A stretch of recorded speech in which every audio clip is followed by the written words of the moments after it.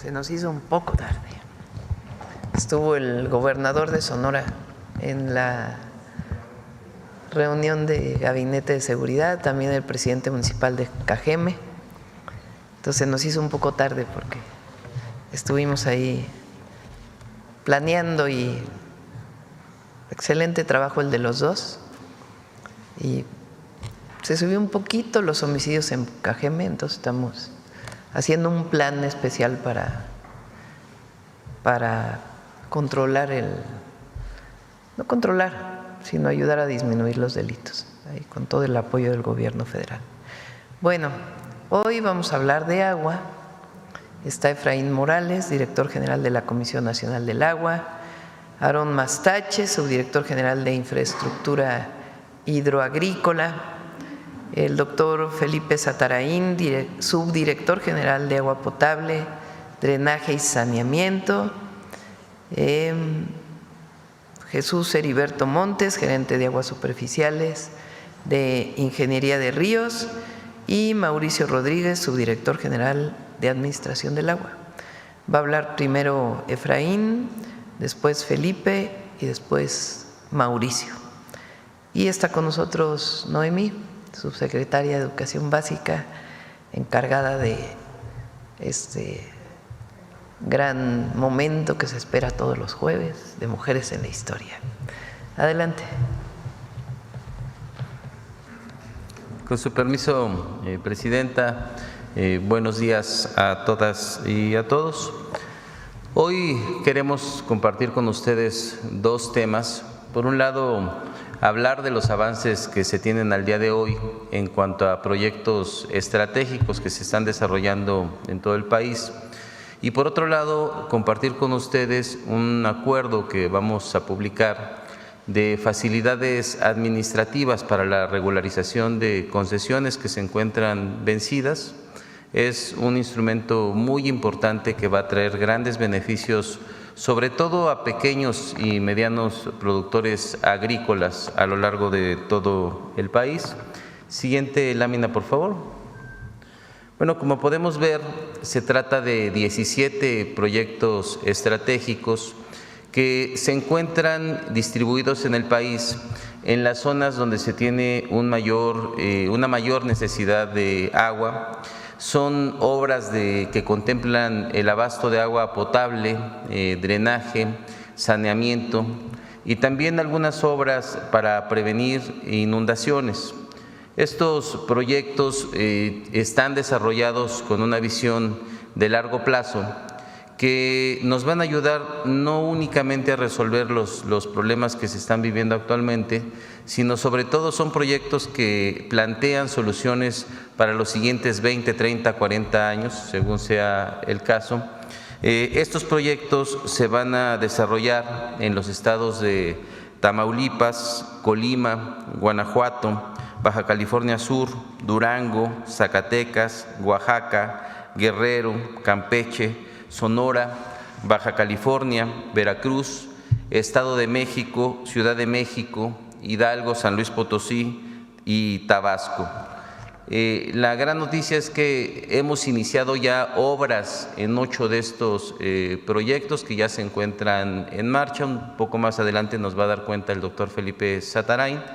Tenemos 3 que ya están en la etapa final de contratación y que seguramente la próxima semana van a iniciar obras. Con esto estamos hablando ya de 11 proyectos que estarán en marcha la próxima semana, 8 de ellos ya lo están, y 6 más que nos encontramos en los detalles finales técnicos y de socialización, y en los próximos días vamos a iniciar ya con sus procesos de contratación y posteriormente con las obras. Si me lo permite, Presidenta, le cederé el uso de la palabra a Felipe Satarain para que nos dé mayor detalle de los proyectos y después Mauricio Rodríguez, director de Administración del Agua, compartirá con ustedes los alcances de este acuerdo de facilidades. Gracias.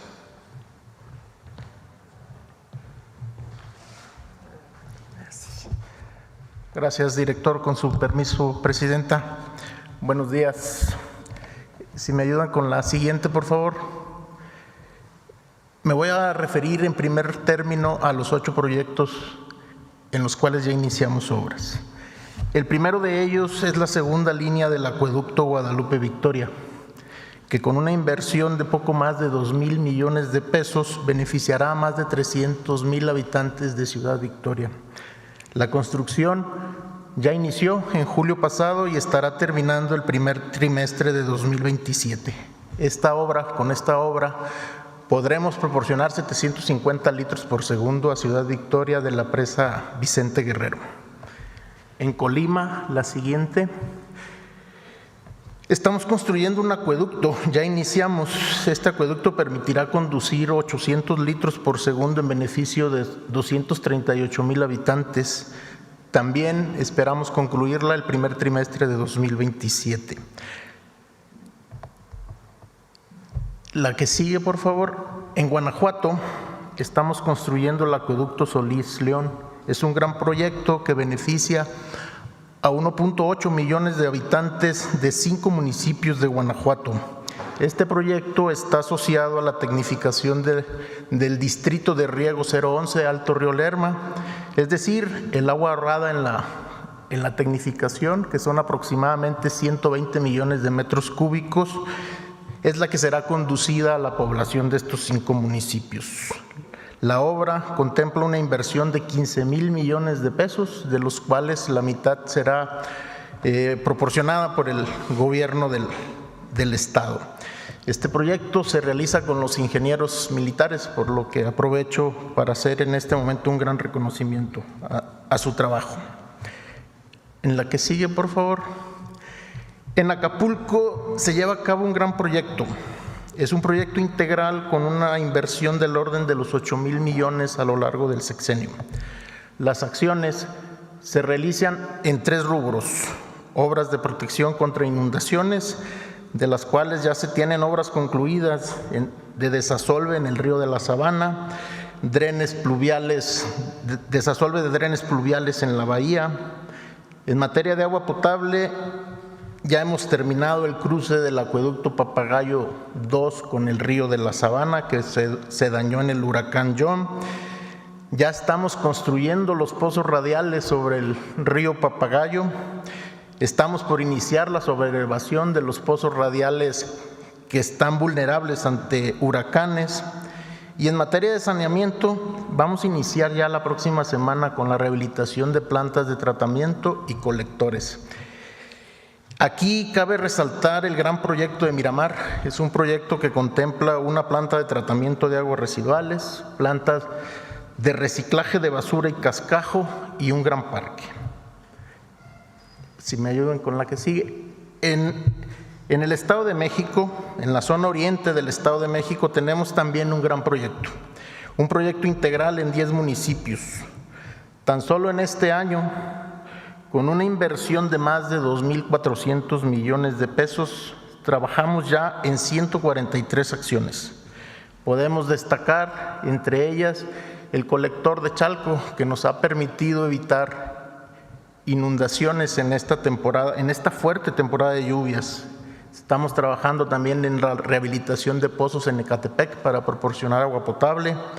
Estamos rehabilitando cárcamos también en Ecatepec y otros municipios, y desasolvando ríos y drenes. El siguiente proyecto son las redes troncales de agua saludable para la laguna.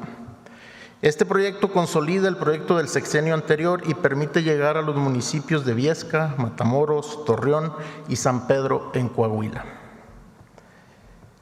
En Tabasco, la que sigue. En Tabasco los problemas están relacionados con las inundaciones, por lo que se realizan obras puntuales de protección. Ya estamos trabajando en 19 de estas obras en beneficio de más de 340,000 habitantes. Otro gran proyecto es el que se realiza en la zona metropolitana del Valle de México. Este proyecto beneficia a la Ciudad de México y a los estados, al Estado de México y a Hidalgo. Tan solo en el rubro de agua potable, porque este proyecto contempla acciones de saneamiento, también de protección contra inundaciones, pero solo en el rubro de agua potable contempla una inversión de más de 13,400 millones de pesos para la generación de aproximadamente 8,200 litros por segundo de agua potable. Contempla proyectos generales como en la presa Guadalupe, la laguna de Zumpango y la rehabilitación de pozos. Estos son los 8 pozos que tenemos en operación. En la que sigue mostramos 3 obras que estamos por iniciar en la próxima semana. Estas 3 obras es el acuaférico de Campeche, la presa Tunal 2 en Durango. Esta presa permitirá sustituir el 100% del agua subterránea contaminada con flúor y arsénico por agua superficial de buena calidad en la ciudad de Durango. También estaremos iniciando ya la próxima semana el acueducto de la presa La Cangrejera a la ciudad de Coatzacoalcos en Veracruz. Tenemos 6 obras más que estamos ya por iniciar la licitación también. Estamos afinando los últimos detalles técnicos y algunos detalles de socialización. Pongo 2 ejemplos. La desaladora de Rosarito, en Baja California, será la desaladora más grande del país y de Latinoamérica. Pongo, por ejemplo, también la presa Milpillas, una obra muy importante, pero que además de la obra en sí misma, estamos trabajando de manera integral, realizando obras complementarias para garantizar el agua potable en el municipio de Jiménez del Teúl, que es donde se ubica la presa. La idea es propiciar un desarrollo de la región donde se ubicará la presa. Es cuanto.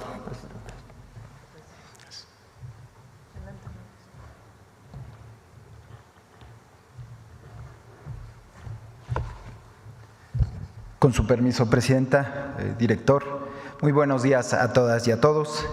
Como lo refiere el director general, el Decreto de Facilidades Administrativas es un paso importante en el compromiso asumido por el Gobierno de México y que quedó plasmado en el Plan Nacional Hídrico, particularmente el relativo a ordenar las concesiones. El propósito fundamental de este decreto es que pequeños y medianos productores pongan al día sus concesiones de agua. Para eso es pertinente hacer un breve contexto.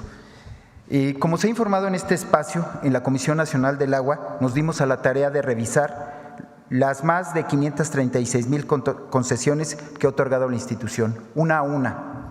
Resultado de esa revisión, advertimos que hoy en día existen más de 163,000 títulos que no tienen vigencia. Los usuarios no realizaron el trámite de prórroga en la forma y tiempos establecidos por la ley. Al respecto, es preciso recordar dos cosas. En el periodo neoliberal se dieron concesiones por más de 10, 15, 20 y hasta 30 años. ¿Eso en qué repercute? En que los usuarios no tienen una claridad de cuándo tienen que renovar y se concatena con un segundo aspecto. Ese segundo aspecto es que todos los trámites de prórroga de concesión se tienen que hacer 6 meses antes de que culmine su vigencia. Eso es lo que no se está haciendo. Bueno, las razones, como podemos ver ahí en la presentación, para no renovar sus títulos, está por un lado lo que señalábamos, el desconocimiento para el tiempo que tienen que realizar estos trámites. Está también el tema del COVID, que afectó los periodos, entre otros aspectos. En 11 meses de la actual administración hemos conocido de primera mano las consecuencias adversas que esta situación provoca. Es ahí donde radica la esencia del problema. Han acudido con nosotros diversos productores a exponer la dificultad que enfrentan al no contar con su título vigente. Uno de los casos más representativos es el relativo al Programa Especial de Energía para el Campo en materia de energía de uso agrícola, conocido como PEGUA, que representa para los productores un subsidio entre 40 y 95% de lo que gastan en energía eléctrica. Hay que recordar, es muy importante recordar que los productores utilizan para regar sus parcelas el bombeo de agua y evidentemente para eso necesitan energía eléctrica. El hecho de no contar con el título vigente impide que accedan a ese apoyo. Es un ejemplo muy puntual del por qué hacemos este decreto de facilidades y el beneficio que podría tener para sus destinatarios. Pasamos a la siguiente lámina, por favor. No, a la pasada, por favor. Ahí, como decíamos, su propósito fundamental es brindar facilidades a pequeños productores, a entidades federativas y municipios para que puedan regularizar sus títulos de concesión o asignación. ¿Por qué a municipios? Lo que también pudimos detectar es que en más de 13,000 casos los propios municipios no hacen el trámite de prórroga de sus concesiones. Entonces, también por eso estamos abriendo ese decreto para ellos. Se cruza el periodo del que son presidentes municipales con el periodo de concesión. ¿Qué beneficios trae el regularizar sus títulos? Primero, la certeza jurídica de sus aprovechamientos. Ellos van a contar con esa certeza para hacer todos sus trámites. ¿Qué les permite eso? Créditos, subsidios, programas. Por ejemplo, el PEGUA que referíamos hace un rato, hoy se le otorga más de 89,000 productores. De ese tamaño es la importancia que tengan sus títulos en regla. Pasamos a la siguiente lámina, por favor. ¿A quién va dirigido? Bueno, señalábamos a los productores agrícolas y pecuarios cuyos títulos amparen volúmenes de hasta 500,000 metros cúbicos. Es el límite que está establecido, a entidades federativas y a municipios para uso público urbano. La siguiente lámina, por favor. ¿Cuáles son los requisitos que hemos establecido en este decreto de facilidades administrativas? No son complejos. El primero es que deben ser propietarios de los predios, una copia de su título de concesión, comprobar el uso activo de sus volúmenes en los últimos 2 años, esto es, que realmente sean productores, escrito libre por el que solicite la adhesión al decreto y en su caso realizar el pago correspondiente. Es importante señalar que solo se considerarán los títulos vencidos en el periodo del 1 de octubre de 2017 al 1 de marzo de 2025. ¿Por qué? Lo que encontramos en un trabajo conjunto con SADER es que es en este periodo donde más se están presentando la caducidad de sus títulos. Pasamos a la siguiente. ¿Cómo lo vamos a hacer y en dónde lo vamos a hacer? Bueno, primero, la temporalidad de este acuerdo, de este decreto de facilidades es de 3 meses contados a partir de que se ha publicado en el Diario Oficial de la Federación el decreto. ¿En dónde lo van a poder hacer? Por un lado, en la ventanilla digital única de trámites del agua o en su defecto en los módulos que instalaremos en las 32 entidades federativas en conjunto con SADER.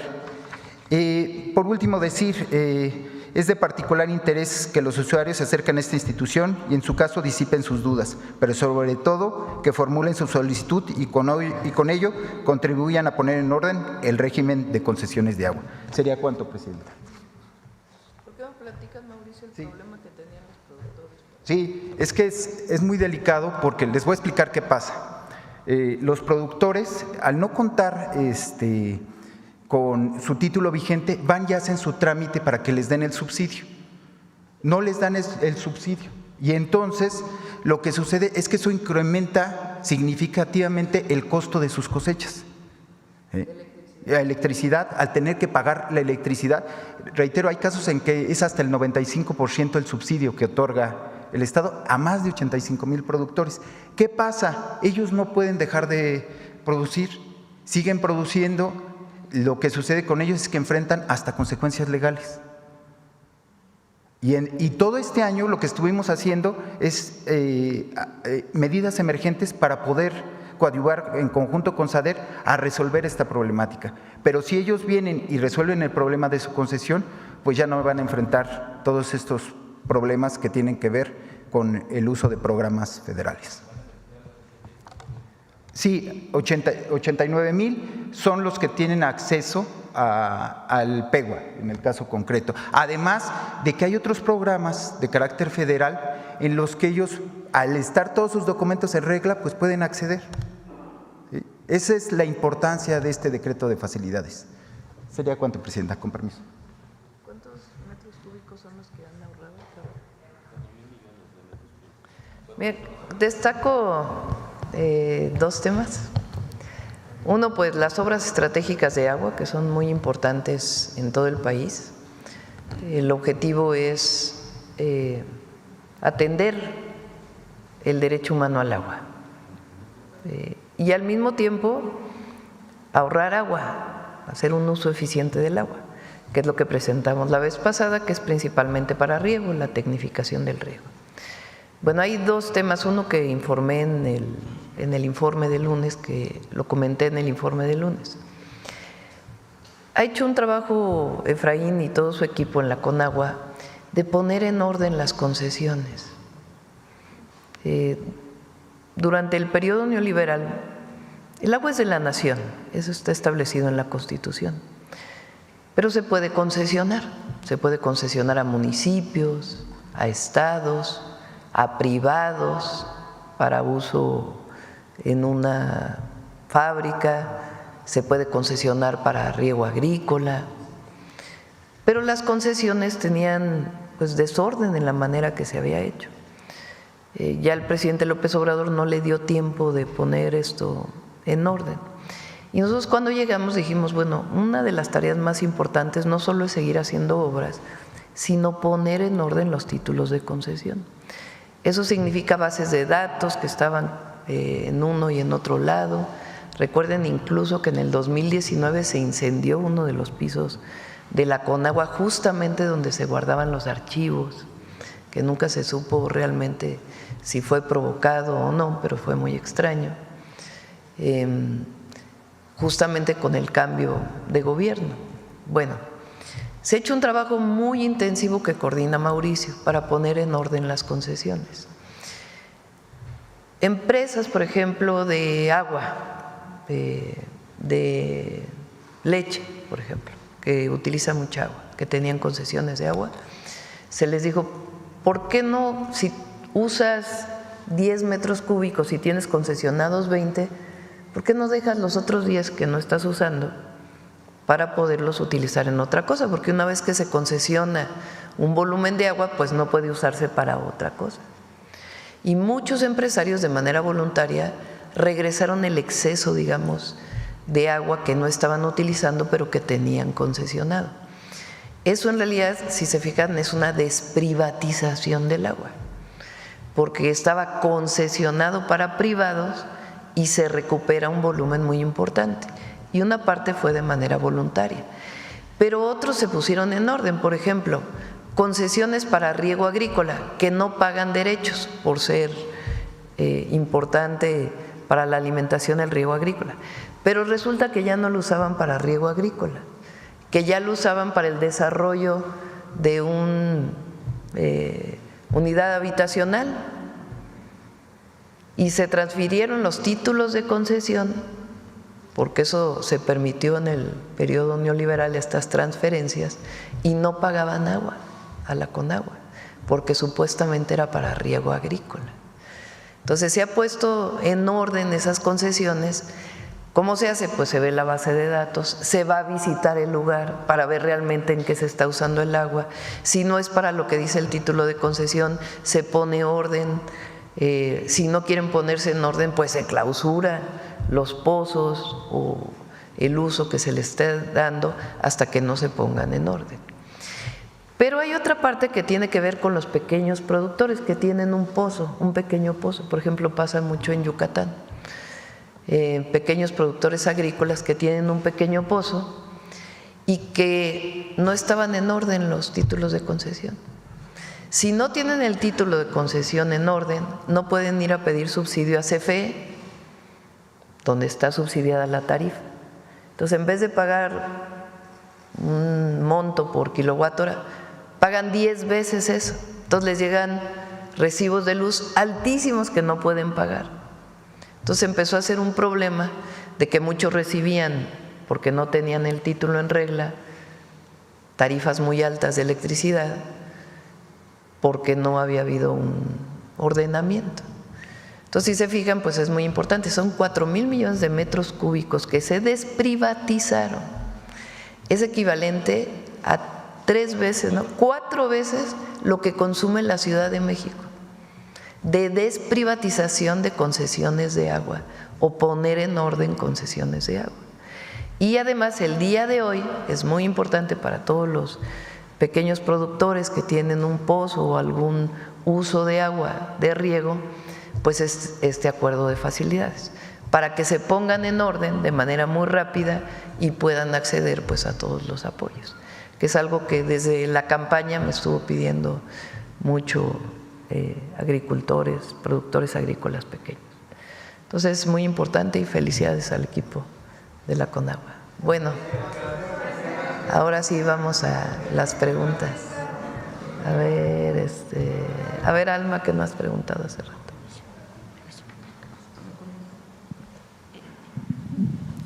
Entre otros problemas que había habido con las concesiones estaban exgobernadores, políticos y demás. ¿Usted nos puede ya detallar quiénes son los que todavía tenemos ese tipo de conflicto? Sí. ¿Lo traen ahora o lo quieren presentar después? Lo presentamos después, pero sí, ya se quitaron muchísimos. Y si no los quieren entregar, pues, como en el caso de Chihuahua, que se recuperó ya todo. Se ampararon, se hizo el proceso. ¿Por qué no platicas? Miren, es un tema muy relevante porque durante el periodo neoliberal y bajo bajo el amparo del poder económico y del poder político, se realizaron toda una serie de abusos en donde quienes administraban el agua y con redes de amigos, yo diría que redes de corrupción, se otorgaron títulos de concesión que fueron acaparando el agua en distintas regiones del país. En esta revisión que hemos realizado ya de prácticamente, estamos en el 95% de la revisión de estos títulos, hemos detectado algunos pues que son muy emblemáticos. Este es el caso de Chihuahua, del exgobernador Duarte, quien durante su periodo de gobierno se mandó a construir una presa al interior de un rancho de más de 600 hectáreas que provocó un acaparamiento en toda la región y que no permitió que muchos pequeños productores pudieran utilizar esa agua prácticamente para sobrevivir. Tenemos casos que hemos detectado en donde eso ya se recuperó, esa agua, se llevó a cabo una acción administrativa, la presa se derribó, se derribaron además 5 represas y eso ha permitido que los productores que se encuentran aguas abajo puedan aprovechar esa agua tanto para el consumo humano como para el uso agrícola.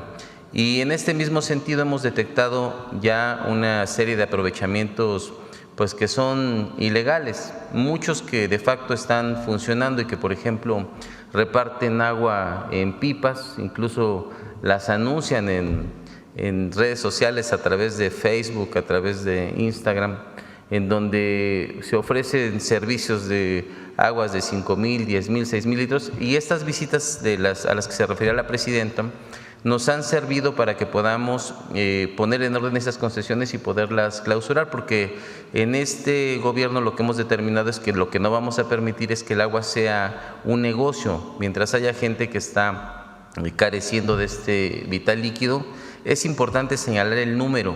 Nosotros hasta el día de hoy llevamos ya más de 4,000 verificaciones. Una gran cantidad de estas verificaciones están terminando en sanciones que son clausuras y no solamente clausuras, estamos también incautando los equipos con los que se llevan a cabo estos procedimientos a través de un proceso jurídico que se lleva con denuncias que se llevan ante la Fiscalía y también estamos retirando la infraestructura que se tiene, como fue el caso de la presa del gobernador Duarte, que se mostró aquí en este mismo espacio y lo vamos a seguir haciendo. Si nos lo permite, Presidenta, en una siguiente visita vamos a presentar cuáles son los casos más emblemáticos y cuánto ha representado en la recuperación de volumen. Gracias. Quisiera preguntarle, director, a propósito de las lluvias, estaban hablando hace ratito que con el colector de charcos se han evitado inundaciones y demás, sin embargo, pues ahora vemos que hay un problema muy grande que se ha vivido también en la zona metropolitana. ¿Qué se está haciendo al respecto? Miren, nosotros estamos realizando en conjunto con la Ciudad de México y con el Estado de México, estamos impulsando un proyecto, sobre todo para la zona oriente, que tiene 3 objetivos fundamentales. Por un lado, mejorar las condiciones de abasto de agua potable. Por otro lado, llevar a cabo acciones de saneamiento que nos lleven a la limpieza, sobre todo de los ríos. Y un elemento muy importante es el que tiene que ver con obras para prevenir inundaciones. Entre estas obras se encuentra el desasolve de ríos, que dicho sea de paso hubo un esfuerzo muy importante en este periodo.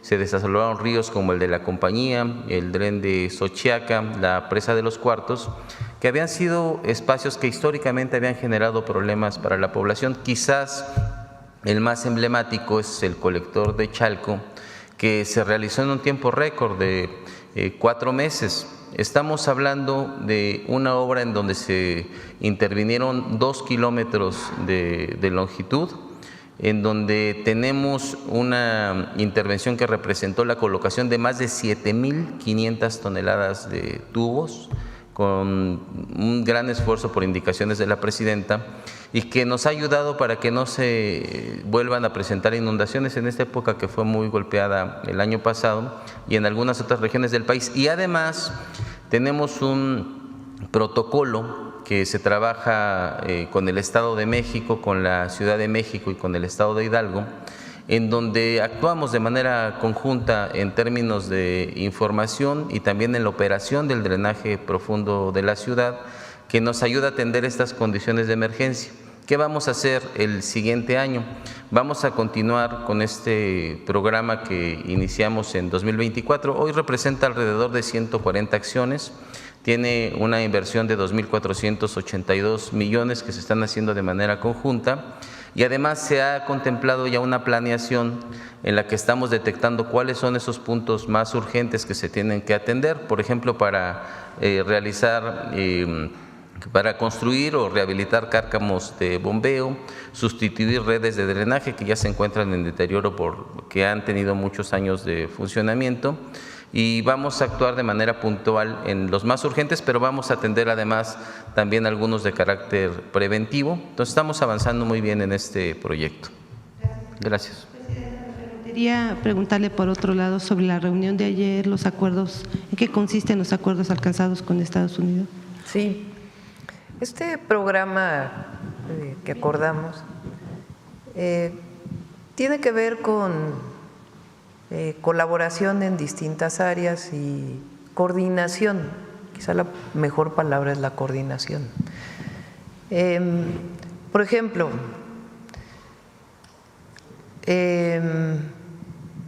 algún objetivo generador de violencia, una persona vinculada con algún grupo delictivo que genera violencia. Estados Unidos puede tener información de lavado de dinero vinculado con esta persona o este grupo delictivo. Nos van a mandar la información para que nosotros podamos actuar. También puede ser al revés, que nosotros tengamos información de qué pasa con la droga después de cruzar la frontera. Esa información pues se le da a Estados Unidos para que ellos puedan actuar en su territorio. ¿Qué otros temas? Capacitación. Estados Unidos puede capacitar a alguna de las Fuerzas Armadas en algún tema, y ellos también van a venirse a capacitar, por ejemplo, en el plan de N3, que lo tiene muy desarrollado la Sedena o la Defensa, o el plan Marina que tiene desarrollado la Marina, y que ellos no tienen estas capacitaciones. Temas de operaciones espejo en la frontera, por ejemplo, información que se sepa de tráfico de armas que va a venir de Estados Unidos a México, que ellos tienen información, no pudieron detenerlo, nos dan la información para que haya la operación en el instante, en tiempo real. O sea, se pasa información de manera directa, no un grupo de trabajo con alguna investigación, sino el Comando Norte le puede dar información a Defensa para decir sabemos de un cargamento de armas que no pudo ser detenido aquí, va para allá, y entonces se hace una operación de este lado. Esos son el tipo de acuerdos que tomamos o que están en este programa de trabajo. Hay temas, por ejemplo, de la campaña contra el fentanilo, que también viene en el acuerdo relacionado con el programa. Y hay 4 principios sobre los cuales se basa el programa, que fueron los que ayer presentamos en el comunicado. No sé si tienes el comunicado conjunto, que para nosotros era muy importante. Por todas estas declaraciones que se llegaron a hacer de algunas personas vinculadas o no con el gobierno de Estados Unidos, de que era necesaria una intervención de fuerzas de Estados Unidos en nuestro país. Entonces, quedó muy claro en el programa que dice: los gobiernos de México y Estados Unidos reafirman su cooperación en materia de seguridad, la cual se basa en los principios de reciprocidad, es decir, que es de un lado y del otro. Respeto a la soberanía e integridad territorial. Para nosotros pues es fundamental que quedara claro. Responsabilidad compartida y diferenciada. Quiere decir que nosotros tenemos una parte de responsabilidad, pero ellos también, para poder atender la inseguridad, el tráfico de droga, el tráfico de armas. Eso es muy importante. Responsabilidad compartida y diferenciada, así como la confianza mutua. Hay que tener confianza, ellos tienen que tener confianza en que nosotros estamos actuando en nuestro territorio y nosotros confianza de que ellos actúan en su territorio. Fue una reunión muy cordial, hablamos de cómo se ha reducido el fenómeno migratorio. Explicamos que en los años anteriores creció mucho el fenómeno migratorio de personas de otros países, porque la cantidad de mexicanos que migran a Estados Unidos ha disminuido mucho, muchísimo, desde el gobierno del presidente López Obrador. Pero se incrementó el tránsito por nuestro país y eso se fue disminuyendo, y después, cuando entra el presidente Trump, disminuye aún más por una decisión que ellos toman de quitar el asilo a través de esta aplicación que se llamaba CBP-1. Entonces se hizo una presentación de ese tema, les presentamos también pues los avances que hay en seguridad, la estrategia que seguimos, y ellos también a su vez pues presentaron algunos temas. Entonces fue una reunión cordial y creo que pues el resultado es bueno para el país. El secretario de Estado específicamente le pidió a usted que pudiera haber más agentes estadounidenses en territorio para el combate a narcos. No fue tema. Ellos saben que nosotros tenemos un protocolo para aprobar agentes de las distintas agencias en nuestro país. Tenemos una constitución que habla de ello y la Ley Nacional de Seguridad. Entonces no fue tema en la plática. ¿La capacitación para el caso de los mexicanos en qué rubros va a ser, Presidenta? Pues en temas que ha habido históricamente. Se pueden ir las Fuerzas Armadas a capacitarse en algunos temas a Estados Unidos y ellos pueden venir aquí a capacitarse. Es parte, digamos, de la cooperación y colaboración de ambas Fuerzas Armadas. Combate a drogas, no lo sé. Sí, pues capacitaciones relacionadas con uso de equipamiento, en fin. Ahora quisiera preguntarle, ¿México seguirá entregando objetivos prioritarios del crimen organizado a Estados Unidos y de alguna manera establecieron, pues finalmente ellos fincan unas responsabilidades, deciden, realizan una serie de… Entonces quisiera saber cómo le van a hacer para que, por ejemplo, en México también se puedan cumplir con las condenas o con los cargos que también se les imputen a capos. La decisión sobre enviar a una persona a Estados Unidos, sea por la Ley Nacional de Seguridad o por extradición, es una decisión soberana. Por supuesto que esa solicitud de los Estados Unidos, de una u otra persona, pero la decisión se toma aquí en función de los beneficios para la seguridad y la paz en nuestro país. Y es parte de la colaboración, pero la decisión se toma en el Consejo Nacional de Seguridad a partir pues de un análisis de riesgo que se hace para nuestro país. Y hay otros casos en donde hay ya una orden de extradición que no tiene un amparo y que se ejecuta de inmediato. ¿Y le planteó usted a Marco Rubio que le entreguen la información sobre lo del Mayo? Sí, hablamos de ese tema, de por qué lo planteó el secretario de Seguridad, por qué había aumentado la inseguridad en Sinaloa en particular, por qué aumentaron los delitos. Escuchó, ya no se comentó sobre el tema, pero sí escuchó sobre el tema. También hablamos de algunos objetivos que nosotros queremos que se extraditen de allá para acá, que ya en todo caso pues lo puede informar después el Gabinete de Seguridad. Y eso es lo que hablamos cuando se dice reciprocidad. Nosotros nos interesa casos muy relevantes para México, en donde se pide deportación o extradición, igual que ellos para allá. ¿Y le planteó que Estados Unidos le entregará la información sobre la captura del Mayo? No se llegó a ese tema con ese detalle, pero sí se planteó el tema. Y tengo otra pregunta. Como parte del programa de cooperación de seguridad fronteriza México, ¿van a enviar más elementos? ¿Su gobierno va a enviar más elementos a la frontera? No. ¿O va a ser No, se forma un grupo de trabajo. El programa lo que establece es un grupo de trabajo. ¿Quiénes son parte de ese grupo de trabajo? Pues los titulares de las dependencias. El secretario de Seguridad y Protección Ciudadana, el secretario de la Defensa, el secretario de Marina y la Secretaría de Relaciones Exteriores y la Fiscalía General de la República. Entonces, sus titulares o alguien que lo represente, pues se estarán reuniendo cada determinado tiempo para hacer una valoración de los objetivos que nos planteamos. Por ejemplo, disminución de fentanilo, del cruce de fentanilo de México a Estados Unidos. ¿Cómo se puede medir eso? Pues a través de las incautaciones de fentanilo que hace Estados Unidos en la frontera, en su frontera sur.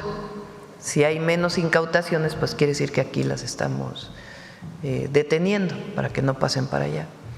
Entonces, ese es un indicador. Entonces, ese grupo de trabajo va a evaluar, bueno, pues aumentó un poco. ¿En qué lugar aumentó?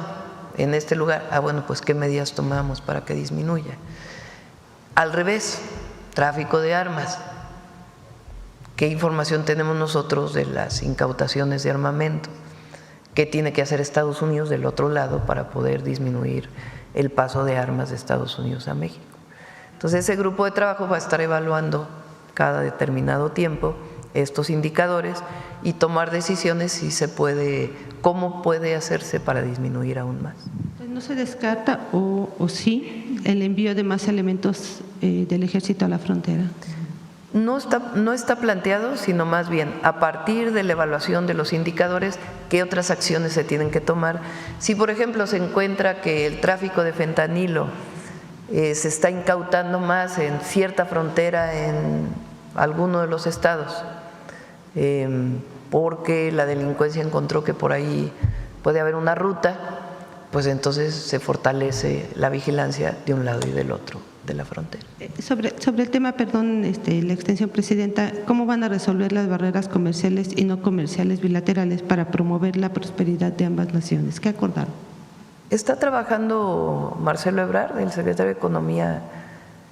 Ellos nos plantearon, incluso lo publicó el presidente Trump en la última llamada, ellos tienen una serie de planteamientos, ya lo habíamos platicado aquí, donde dicen que hay problemas relacionados, porque no es necesariamente violaciones al tratado, sino barreras, así les llaman, al tratado comercial y a lo que está escrito en el TEMEC. Tienen alrededor de 50 y entonces se ve una a una. Nosotros también pues hemos planteado otros temas, por ejemplo, el tema del jitomate, pues también el jitomate pues es un tema que está, esta medida que tomaron de poner aranceles al jitomate, pues no tiene que ver nada con el tratado comercial, ¿verdad? Entonces nosotros también lo ponemos sobre la mesa. O el cierre de la frontera a la exportación de ganado, pues nosotros también lo ponemos sobre la mesa, porque nos interesa que lo más rápido posible se abra la frontera. Y ellos tienen estas barreras que han planteado, algunas que nosotros consideramos que no son barreras y se les da los argumentos, y otras donde podemos ver si se puede llegar a algún acuerdo. Entonces se ve punto por punto. Esa es una mesa alterna de trabajo que coordina el secretario Ebrard. Por mi parte nada más. ¿Hoy recibe a los de Ayotzinapa? Hoy recibimos ¿A qué hora? A los padres de Ayotzinapa a la 1 de la tarde. ¿Nos podría adelantar algo sobre la reunión? Como lo he comentado en otras ocasiones, el nuevo fiscal para el caso Ayotzinapa, en colaboración también en lo que se puede con la Secretaría de Seguridad y Protección Ciudadana, se está realizando investigaciones de análisis que desde nuestra perspectiva y desde la propia perspectiva del fiscal no se habían realizado a profundidad durante todos estos años, como por ejemplo el análisis de las llamadas telefónicas durante esos días o posteriores. Entonces se está haciendo un trabajo pues científico relacionado con eso. Los madres y padres están enterados y ahora se les van a dar algunos avances de esas investigaciones, pues que tienen que tener también su secrecía, no se puede dar toda la información, pues porque precisamente se está en el proceso de investigación. Pero están dando nuevos elementos que en su momento pues no se habían considerado. Entonces eso es lo que tocamos en las reuniones, además de otras peticiones que ellos han estado haciendo y que se les informa de los avances. Sobre el tema, a ver aquí el compañero del 11. Buenos días, presidenta. Arturo Arellano, de Canal 11. Presidenta, el secretario de Estados Unidos, Marco Rubio, reconoció ayer la responsabilidad de su país en el trasiego de armas. ¿Qué opinión le merece esto? Pues muy bueno, ¿no? No sé si haya alguien más así que públicamente, además estando en México, lo haya reconocido, de la importancia, y lo planteó en la reunión, de la importancia que tiene que ellos hagan lo que tengan que hacer para que disminuya el tráfico de armas de Estados Unidos a México. Pues es muy importante. En otro tema, presidenta, saber si le han dado un reporte sobre los daños causados por el huracán Lorena en Baja California Sur y Sonora. Sí, está Laura. No tenemos hasta ahorita ningún reporte de daños graves, pero estamos ahí muy pendientes de la situación y a ver si Laura tiene algún informe en particular ya ahorita en la mañana. Presidenta, en otro tema, ¿cómo va la entrega de las tarjetas Finavien con los paisanos en Estados Unidos? ¿Tendrá algún reporte si ya dieron más tarjetas? Sí, prácticamente se duplicaron y ya habían crecido. E invitar a los paisanos y paisanas a que entren al sitio de Finavien para poder sacar su tarjeta y poder hacer transferencias electrónicas que evitan que tengan que pagar el 1% de impuestos de manera legal, porque recuerden que las transferencias electrónicas no pagan y las que pagan son en efectivo. Entonces, invitarlos a que accedan a su tarjeta Finavien. ¿Se sigue manteniendo Finavien en los primeros lugares? Sí, el lunes ya que nos lo presente Iván Escalante. Presidenta, mis compañeros de Canal 11 visitaron los campos de cultivo de chocolate del bienestar en Tabasco. Las y los productores dicen que la estrategia les ha ayudado a comercializar el cacao a precio justo. Aparte de esta estrategia, ¿qué otros mecanismos se podrían establecer para combatir el intermediarismo que ellos llaman coyotaje? Pues hay que ampliar el programa, sobre todo en Tabasco, en particular el cacao de Tabasco, que ahí en la zona donde se está trabajando, pues es el mejor cacao del mundo, la verdad. Entonces, como digo, es un proceso muy bonito, de mucha beneficio social, ambiental y de comercio justo. Entonces, ahora hay un número de productores de cacao que están en el programa, ellos lo procesan, ellos lo secan y lo venden ya seco el grano de cacao y ya se procesa y parte de las ganancias pues se le regresan en este precio justo. Entonces, María Luisa está trabajando para ampliar el programa en los productores de esta zona. Eso además, el que se pague bien, pues obliga a otros que compran el cacao a venderlo también, a comprarlo, perdón, a mejor precio, porque la gente pues ya no quiere abaratar su producto. Y el del café que se presentó ayer, pues también particularmente para la montaña Guerrero ha sido muy importante.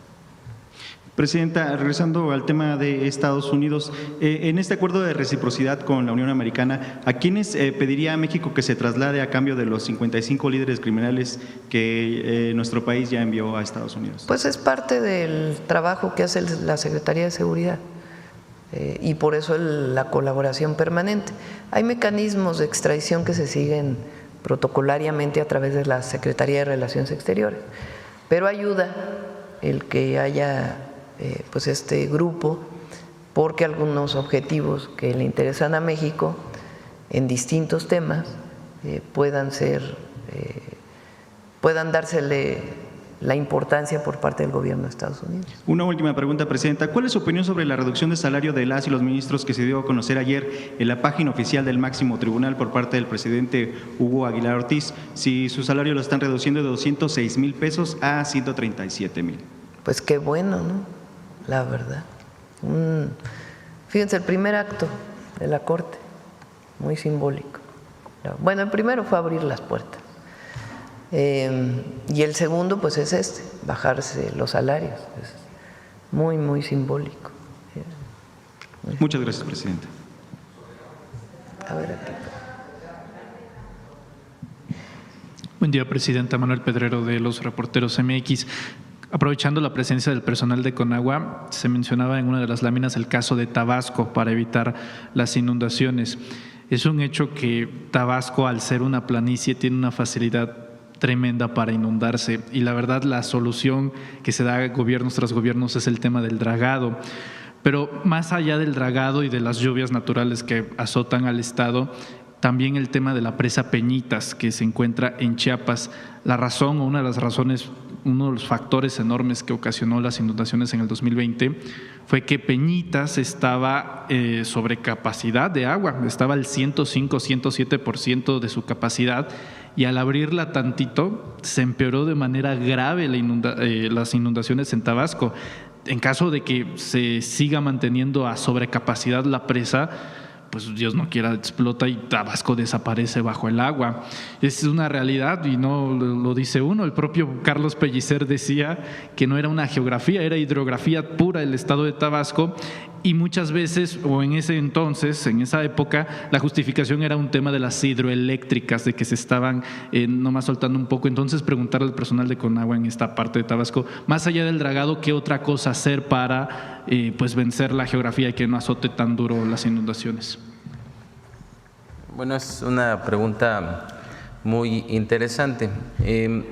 Tabasco efectivamente es un lugar que cuando llueve tiene grandes riesgos de inundaciones, no solamente para las zonas urbanas, también para los cultivos que ocasionan graves daños a los productores. El trabajo que se está haciendo es un trabajo integral. Primero, ¿en qué consiste el desasolve de los ríos a lo que se referían? Lo que hacemos es que los ríos se llenan en muchas ocasiones de basura y en muchas ocasiones también de polvos que van quitándole capacidad de conducción al río. Entonces lo que estamos haciendo es retirar todo ese asolve que se tiene para que aumentemos la capacidad y que los ríos no se desborden. También estamos realizando procesos de protección que tienen que ver con la construcción o reconstrucción de bordos a la margen de los ríos. También sistemas de enrocamiento que nos permiten fortalecer las laderas de los ríos para que cuando vienen grandes crecientes no se desborden, y procesos muy efectivos como por ejemplo puede ser la instalación de tablaestacados, que son estructuras de metal que contienen el agua para que el agua no inunde poblaciones o cultivos. Y una parte muy importante es la que tiene que ver con las presas. En las presas también lo que nosotros estamos haciendo primero es aumentar su capacidad de almacenamiento a partir de que podamos retirar todos los excedentes de lodo que se tienen, y en conjunto con los estados y municipios también, se trabaja en desfogues controlados. Cuando se tiene temporadas de lluvias en algunos lugares atípicas, como es el caso, a veces los almacenamientos de las presas son muy rápidos y además van creciendo a un nivel en el que se puede tornar peligroso. Lo que nosotros hacemos es generar estos desfogues de manera controlada, se le informa a la población, se toman las medidas conducentes si es que va a haber algún corte, por ejemplo, en el abasto de agua, para que se garantice. Y en general se trata de un proyecto bastante robusto, son muchos aspectos como los que he comentado, en los que se está trabajando, en especial en Tabasco, pero también en varias regiones del país. Aprovechando que ya tiene la palabra, director, en el caso de la Ciudad de México, platicando con expertos ambientales y que saben sobre el tema del drenaje, nos platican en Reporteros MX que el 80% de la tubería del drenaje se encontraría comprometida más que nada por las raíces de los árboles, que para usar un término reservado uno mejor, se las estarían devorando y que eso las estaría obstaculizando para controlar el tema de las inundaciones. Si usted nos pudiera compartir qué tan cierto o falso puede ser una situación de estas. Bien, digamos que el fenómeno habría que analizarlo punto por punto. Son diversas las razones por las que se pueden generar inundaciones. En algunos casos tiene que ver con el hundimiento que se tiene en algunos lugares de la ciudad, que provoca que haya fracturas en los sistemas de drenaje o que provoca que en algunos lugares ya se tengan incluso contrapendientes. Hay obras de drenaje que ya tienen muchísimos años y que necesitan rehabilitación. En algunos otros casos se puede deber a alguna fuga que se está realizando y que desafortunadamente generó alguna interrupción en el servicio de desalojo. Entonces, algunos otros pueden ser raíces de árboles, es muy diverso. Precisamente por eso, lo que estamos haciendo con la Ciudad de México, el Estado de México y los municipios es trabajar en un diagnóstico puntual que nos permita atender con soluciones que puedan ser muy eficaces para solucionar los problemas que se tienen en diversas zonas de la ciudad y del Estado de México. Entonces, así va a ser las intervenciones. Para cada una de estas intervenciones se toma en cuenta un estudio previo que nos permite determinar cuál es la causa y se busca una solución la más adecuada siempre. Gracias, director. Para usted, presidente, en todo caso, entonces valdría la pena, si es que se necesitara una inversión federal para, si se encontraran dañadas o con la necesidad de rehabilitarse el drenaje de la Ciudad de México. A ver, primero quería comentar sobre el caso de Tabasco. Sí.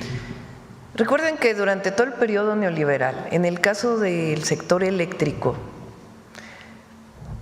se generaron muchas distorsiones en la operación del sistema para beneficiar a los privados. Las plantas hidroeléctricas de Comisión Federal de Electricidad comenzaron a operar no durante muchas horas al día, sino pocas horas, para poder beneficiar a las plantas privadas que generaran más y se les pudiera pagar más.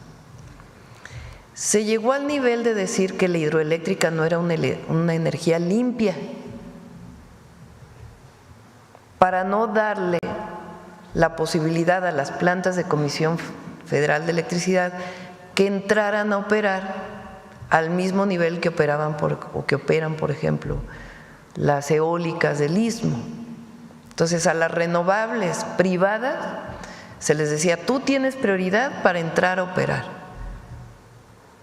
porque la energía eléctrica se consume al mismo tiempo que se genera.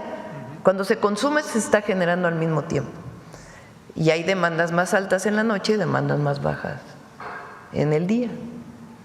Entonces, hay un área que se llama el Centro Nacional de Control de Energía que decide qué plantas entran a funcionar de acuerdo con la demanda, que trabaja en tiempo real y a partir de la historia.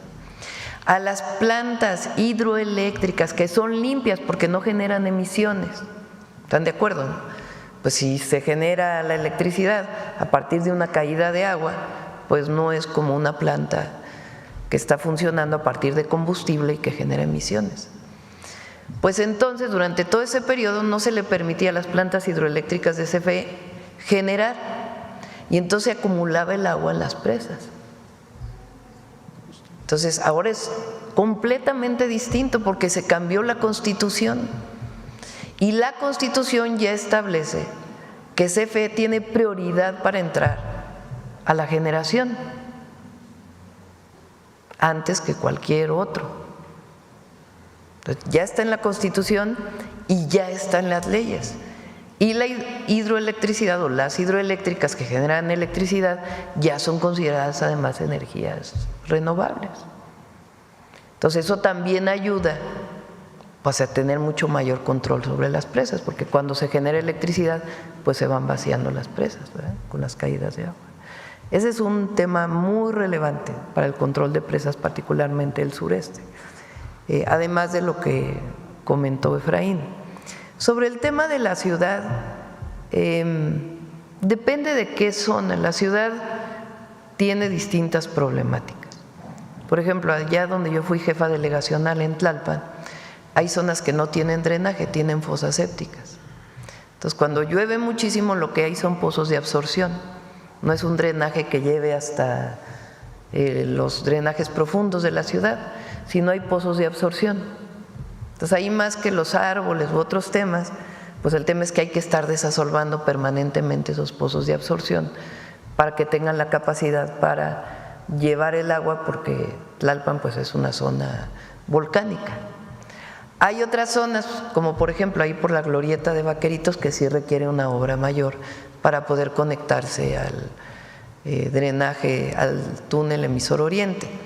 Hay otras zonas, por ejemplo aquí cerca del aeropuerto, en la Venustiano Carranza, que ahí se hizo una obra muy importante también de bombeo de agua, pues que se está hundiendo por la sobreexplotación del acuífero, y es lo que decía Efraín, pues ya los drenajes no están así, sino que están así.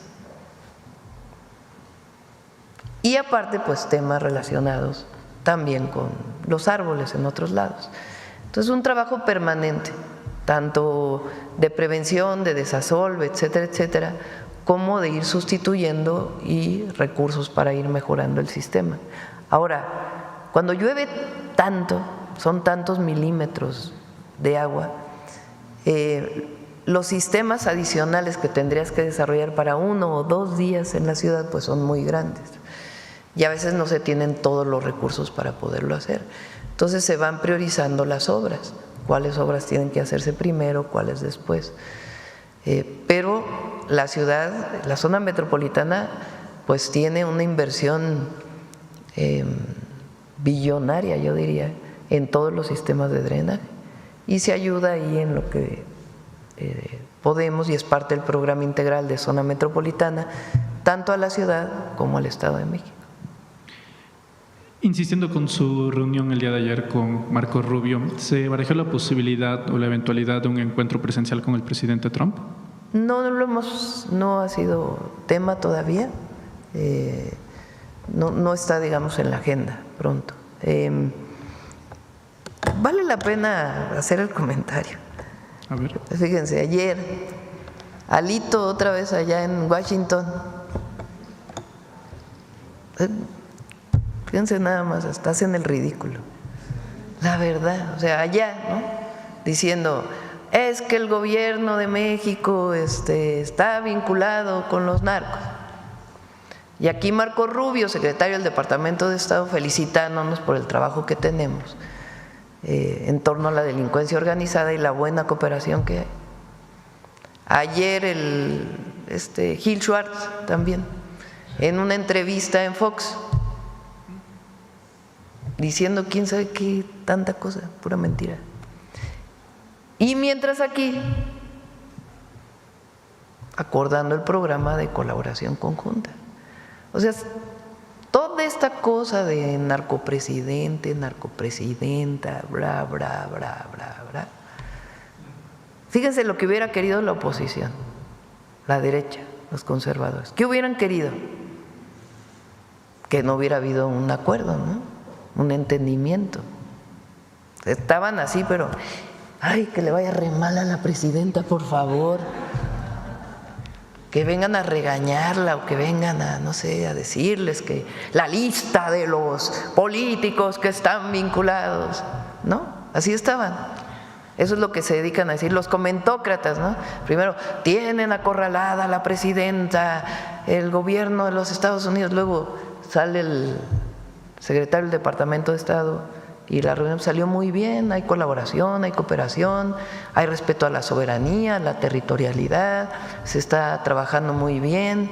Y ahora que dicen, no, pero no le fue tan bien a la presidenta, ¿eh? O sea, lo que buscan es que le vaya mal al país para cumplir con sus objetivos políticos a través de la mentira, Sí. de la calumnia. Pero ayer se les cayó el teatrito, No, bueno, está. porque de verdad, o sea, ¿no les parece ridículo?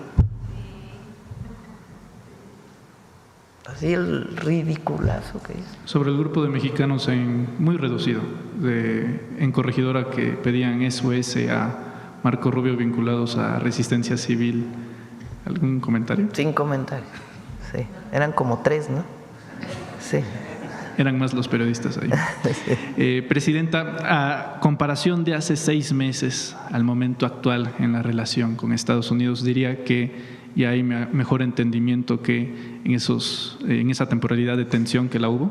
Yo creo que hay mucho respeto entre ambos gobiernos y es importante. Yo lo he dicho todos estos, nosotros tenemos muy claros nuestros principios, nunca vamos a negociar nuestros principios y el máximo principio es la defensa de nuestra soberanía y de nuestro territorio. Eso es innegociable. Y al mismo tiempo, en los temas de cooperación y colaboración, también bajo principios de reciprocidad y que nos veamos como iguales. No tiene por qué un país sentirse superior al otro. Es una relación de iguales en la que cooperamos y colaboramos. Ayer lo dijo Marco Rubio, creo que he hablado como 14 veces con el presidente Trump, de un tema, de otro, principalmente relacionado con los aranceles, ¿no? Y ahí se han tocado distintos temas. Pero siempre hemos tenido muy claros cuáles, sin estridencias tampoco, sino sencillamente muy claro qué es lo que podemos trabajar conjuntamente y qué cosas pues tienen límites, y el límite es el respeto a nuestra soberanía y a la decisión del pueblo de México de conducir su futuro. Y cuando uno tiene claro eso, pues va convenciendo también al otro. Entonces, creo que hemos logrado una muy buena relación. Hay cosas en las que no estamos de acuerdo y habrá cosas en las que ellos no están de acuerdo con nosotros. Eso no quiere decir que estamos de acuerdo en todo, pero nos respetamos. Entonces, eso es muy importante.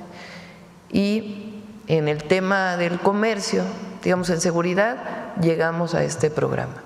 Y tiene que ver también con migración. Ayer, por cierto, también le comenté en la reunión de nuestros compatriotas en Estados Unidos y que nosotros queremos el reconocimiento de los mexicanos y mexicanas que trabajan allá con dignidad y de manera honesta y que contribuyen a la economía de Estados Unidos. ¿Qué le respondió? Pues ellos tienen sus políticas, pero dijo, entiendo que estén preocupados por ello y pues lo podemos seguir platicando, ¿no? Él dio sus argumentos, pero hablamos de eso. Y en el tema comercial, que no le toca directamente al Departamento de Estado, pero también dijo, creo que estamos llegando a también un buen acuerdo. Y hay comunicación y hay coordinación, y habrá momentos de mayor tensión, de menos tensión. Pero nosotros no tenemos por qué pensar que llevarnos mal con Estados Unidos es para bien de México. No, al revés. Tenemos que buscar siempre, en el marco de nuestras soberanías, una relación de respeto. Gracias, presidenta.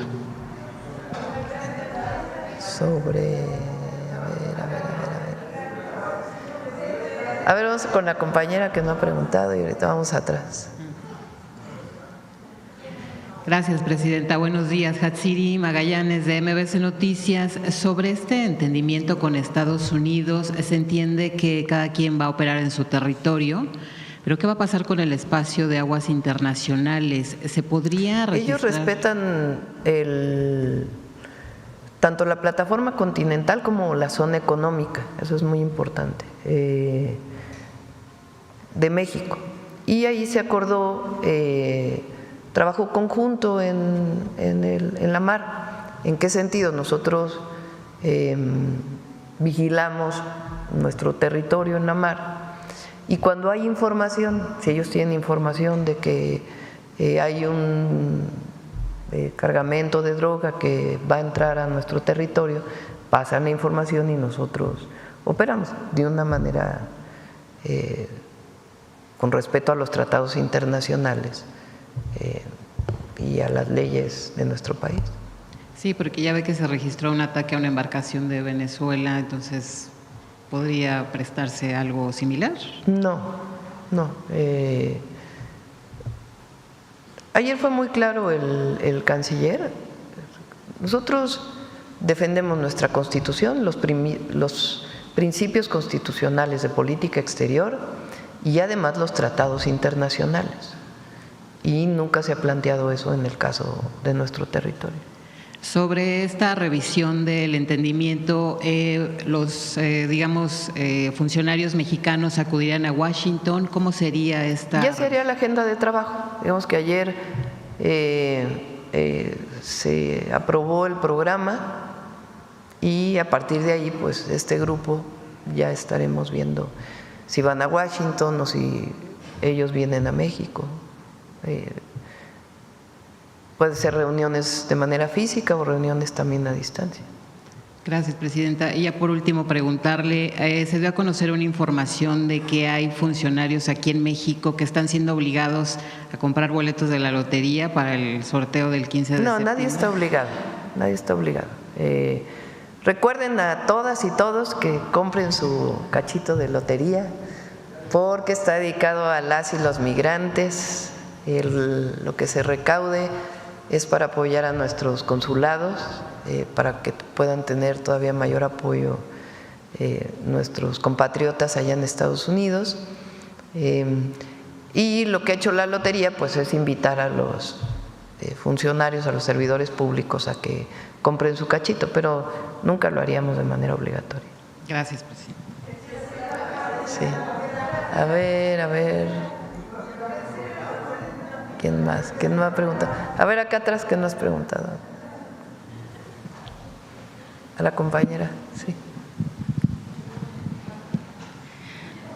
Buenos días, presidenta. Tania Damián, de Ángulo 7. Primero quisiera preguntarle al de la Conagua sobre, bueno, ya comentaba de las concesiones agrícolas, pero de las concesiones industriales, ¿cómo va el avance de la revisión?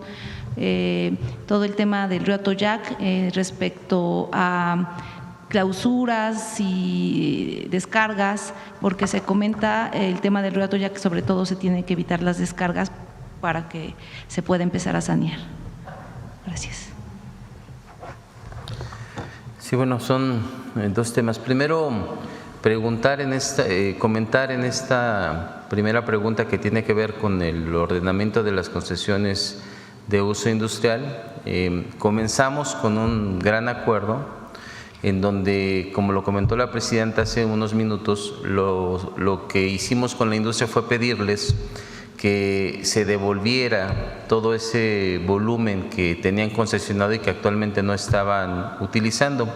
Forma parte de la revisión de esos más de 535,000 títulos de concesión y me da pie para comentar otro efecto muy importante que ha tenido esta revisión de títulos de concesión y de ordenamiento.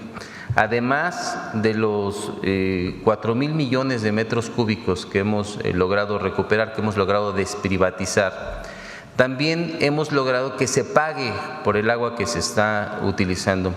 Y les doy el siguiente dato. En el comparativo de el año 2024, de agosto del 2024 con agosto del 2025, hemos incrementado la recaudación por derechos de agua en 3,000 millones de pesos. Y esto tiene que ver con que estas industrias y estas empresas que estaban utilizando el agua también paguen el volumen correcto que están utilizando. Entonces ese ha sido un efecto muy importante. En cuanto a el saneamiento de los ríos, es un plan muy ambicioso que tiene que ver con diversas acciones. ¿Cuáles son? Por ejemplo, estamos realizando el dragado de los ríos, como ya lo mencioné, para incrementar su capacidad. Estamos haciendo recorridos a pie a lo largo de todo el cauce de los ríos. Y en este diagnóstico inicial hemos detectado todas las descargas contaminantes que se tienen en el río, tengan o no tengan permiso. Y lo que estamos llevando a cabo es un proceso de regularización, que se conecten a los colectores municipales y que de ahí vayan a una planta de tratamiento para que cuando se viertan al río se viertan en una condición de agua limpia, o en los casos en los que no se logra generar conciencia, lo que estamos llevando a cabo son clausuras de esas descargas para impedir que estén vertiendo agua contaminada a los ríos. También estamos llevando a cabo tareas de reforestación en los cauces y en las partes altas para que el enraizamiento nos ayude a evitar asolve, que nos sirva como contención de la tierra que baja de las partes altas. Estamos también trabajando en la liberación de las zonas federales. Hay muchas construcciones que por diversas razones se han instalado en el cauce de los ríos, entonces estamos llevando a cabo la liberación de estos espacios, siempre de una manera conciliatoria, y cuando no es posible pues tomamos las acciones como autoridad. Y una parte muy importante es establecer colectores marginales, es decir, estamos colocando tubos en las márgenes de los ríos que nos permitan captar todas esas descargas, llevarlas hacia una planta de tratamiento y que esta planta de tratamiento ya vierta el agua de una manera tratada a los ríos. Es el caso del río Atoyac. Ya está en marcha la rehabilitación de la planta de Tlaxco y también la construcción de colectores marginales y reforestación y todo lo que me he referido para sanear los primeros 32 kilómetros del río. Estamos comenzando en la parte de Tlaxcala y también estamos llevando acciones en la parte de Puebla. Entonces es un programa muy completo, es un programa integral que va a ayudarnos a que los primeros 32 kilómetros estén en condición totalmente óptima, y los siguientes años vamos a continuar con estas mismas acciones a lo largo de todo el río. Gracias. Director, una precisión. Concesiones industriales de estas 536,000, ¿qué porcentaje tiene y si han detectado alguna? O sea, bueno, se están regularizando, pero ¿qué porcentaje de concesiones industriales son? Miren, concesiones industriales son… ¿Tienes el número, Mauricio, de cuántas son? Bueno, ahorita les doy el número, pero lo que hemos detectado es que, como lo mencionó la presidenta, hay algunas industrias o algunas empresas que no tienen agua para uso industrial. La concesión que se tiene fue una transmisión que es de uso agrícola y que por lo tanto no estaban pagando sus derechos. Tenemos algunas otras concesiones de uso industrial que, por ejemplo, no tenían medidores, y entonces no se les cobraba lo que tenían que pagar. Y otro de los casos es, por ejemplo, teníamos industrias que estaban utilizando un volumen mayor al que realmente tenían concesionado. Entonces, en todo esto consiste el programa de reordenamiento de las concesiones a nivel industrial. ¿Tienes el dato? Son 10,400 títulos de concesión de carácter industrial. Y de este total, ¿cuántas encontraron con esta situación de que su permiso no estaba adecuado? Bueno, en este momento no traigo el dato preciso, es un volumen pues bastante amplio y son muchos los usos, pero con gusto lo compartimos al final. Sí, gracias. Y, presidente, yo quisiera preguntarle… en el tema internacional, bueno, ya explicó estos acuerdos que tuvo que se tiene el Gobierno de México, los gobiernos de México y Estados Unidos. Y quisiera preguntarle cómo ve el panorama económico y político internacional, su opinión. Pues con la participación de Estados Unidos se habla de un proteccionismo, pero ¿hasta dónde? prevé acuerdos en el tema de aranceles entre estos países, Estados Unidos, China y Rusia, o un conflicto mayor. ¿Cuál sería el papel de México? Estamos hablando de temas como cooperación, multilateralidad, inteligencia artificial, ciberseguridad. ¿Qué opina de estos temas? Se ha dicho que Trump pues en realidad no es globalista, sino busca ser regionalista y bueno, el tema con México es un ejemplo. Pero se habla de la protección de las economías. China, por otro lado, también protege su economía, pero ¿hasta dónde, hacia dónde? Y hacia dónde vamos y hacia dónde deberíamos de ir. Bueno, es evidente que la llegada del presidente Trump cambió el marco internacional del comercio. No, es obvio.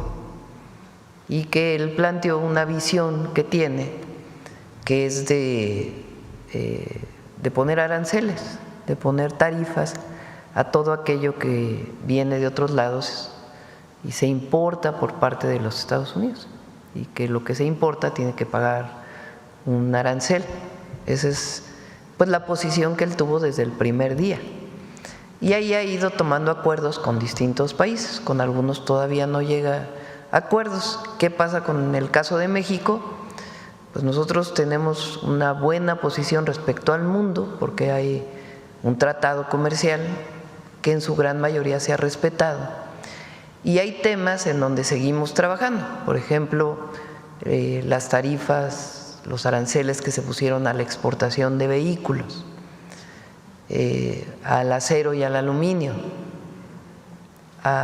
y por otro lado que no tienen que ver directamente con el marco de seguridad, en donde ese fue el argumento para poder poner los aranceles, pues está el tema del jitomate y el cierre de la frontera a la exportación de ganado.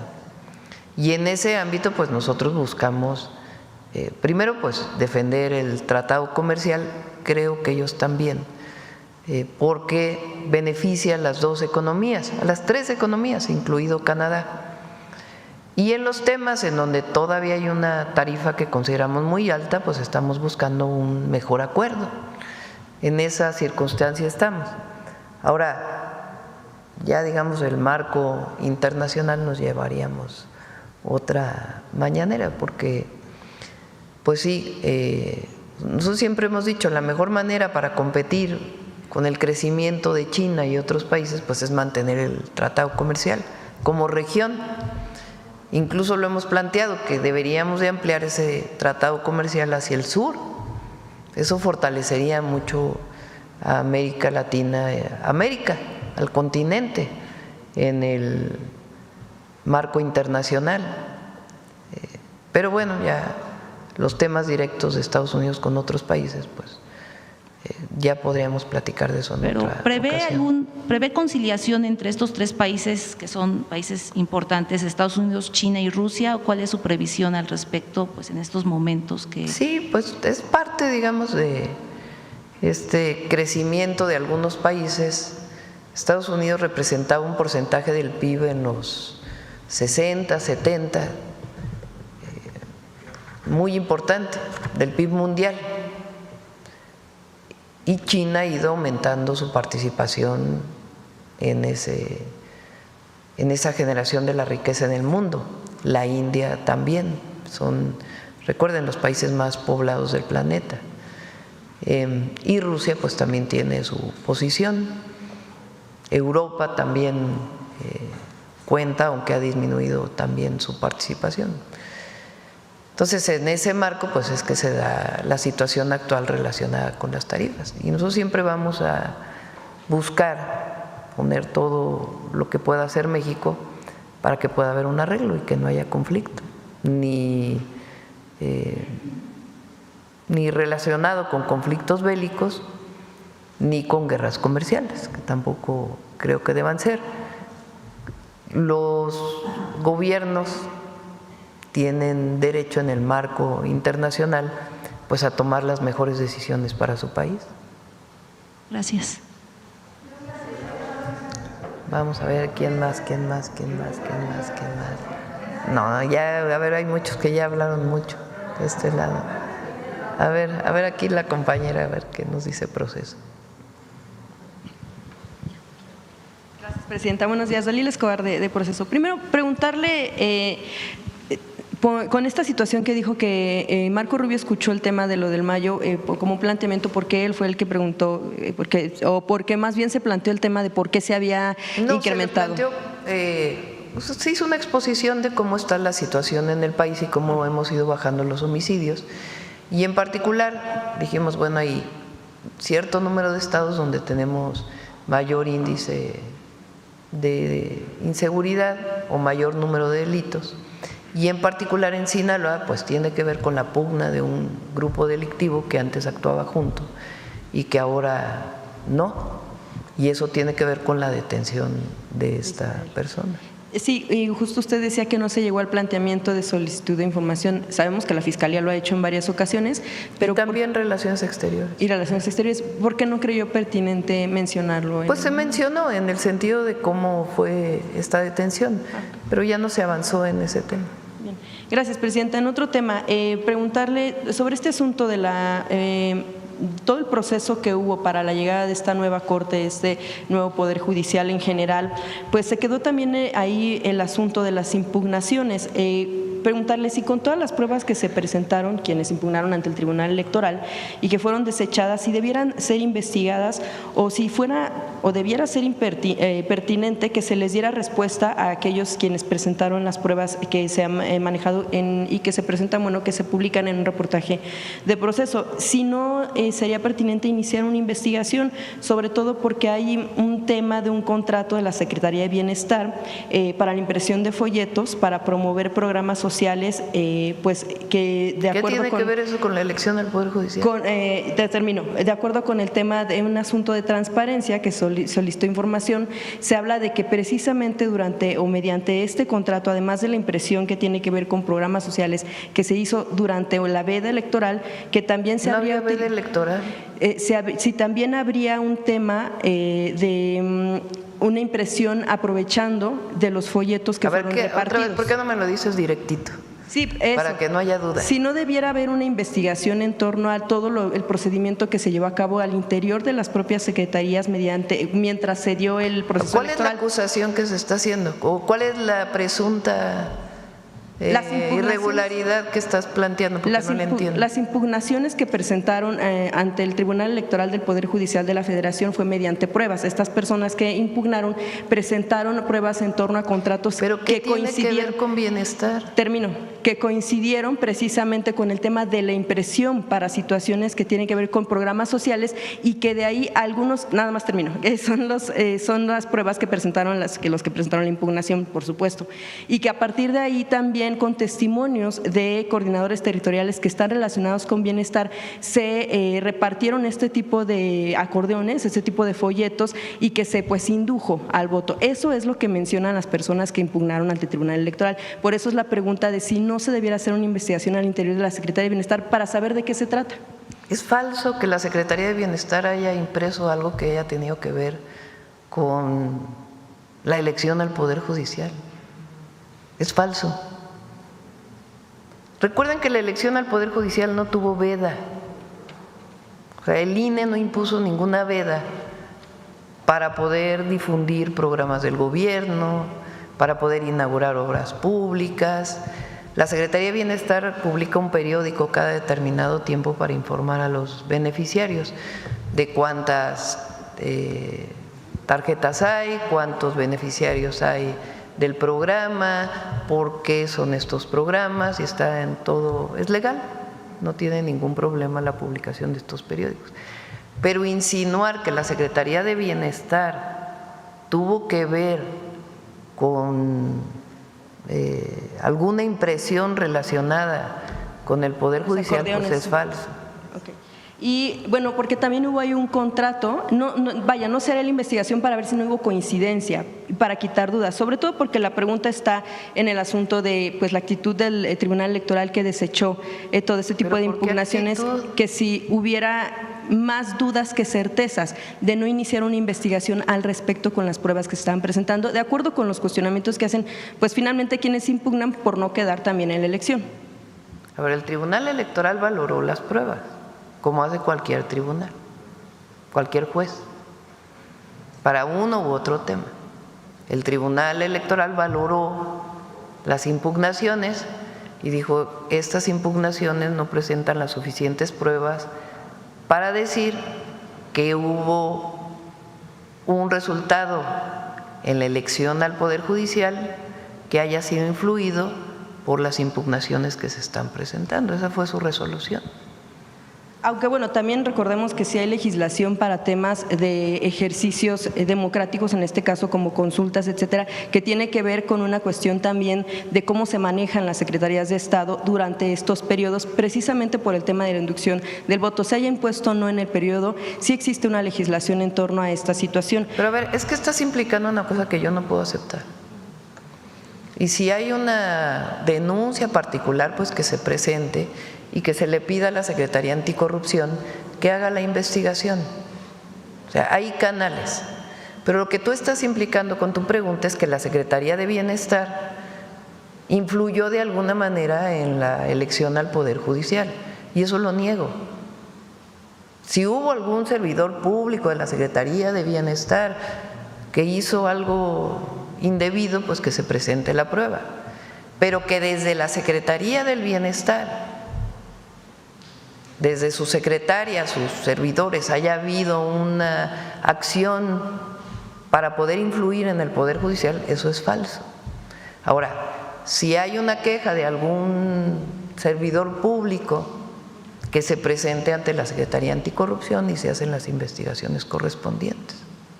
Bien, sobre todo, bueno, también en torno a este tema del Poder Judicial, ¿qué responder ante el cuestionamiento que se hizo en torno al asunto de la autonomía de poderes? Si, por ejemplo, solo se acudió a un evento de la Corte cuando se vio a quienes han manifestado abiertamente en favor del gobierno. ¿Tiene que ver o no con la decisión de haber acudido ahora a un evento de la Corte y que antes no se acudía cuando, por ejemplo, estaba Norma Piña? Sí, sí, tiene que ver. Pero también estaban todos los gobernadores de oposición.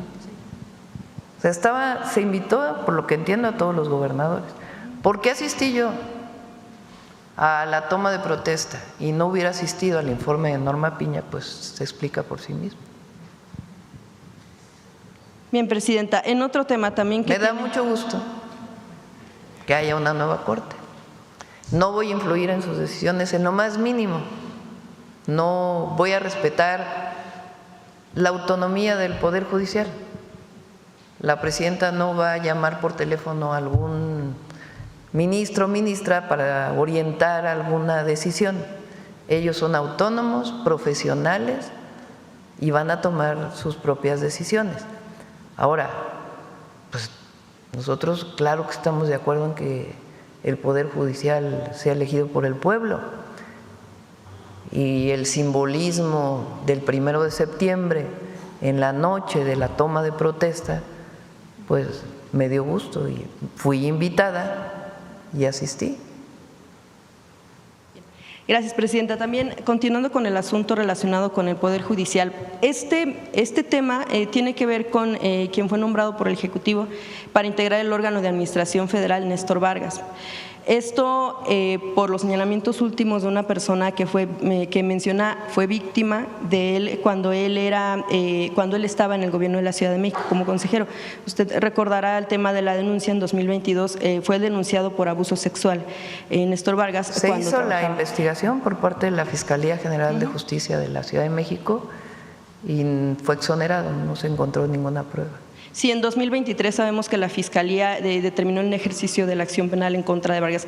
Recientemente la víctima, ahí va un poco también la pregunta, cuando se da a conocer este nombramiento, este cargo, pues le envía un cuestionamiento en torno a que obviamente lo que ella vivió fue un proceso muy complicado, un proceso judicial complicado en el que muchas de las cuestiones de la resolución están relacionadas con los testigos presentados. Ernestina Godoy es una mujer, si algo tiene Ernestina, que era entonces Ernestina, fiscal general, es que es una feminista defensora de los derechos de las mujeres, que lo ha demostrado durante toda su vida, toda su vida.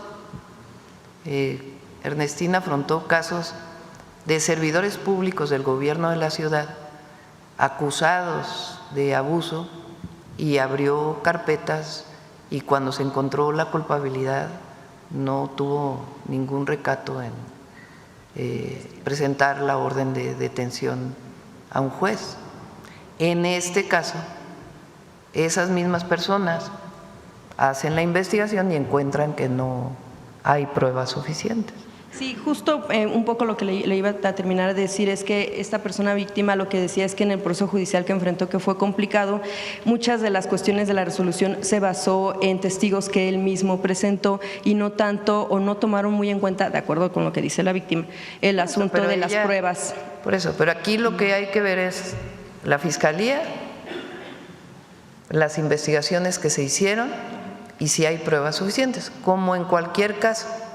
En este caso, ella puede apelar, tiene todo su derecho, pero la Fiscalía pues tiene que ver si hay pruebas suficientes para poder presentarlo ante un juez. En este caso no se encontró ninguna prueba.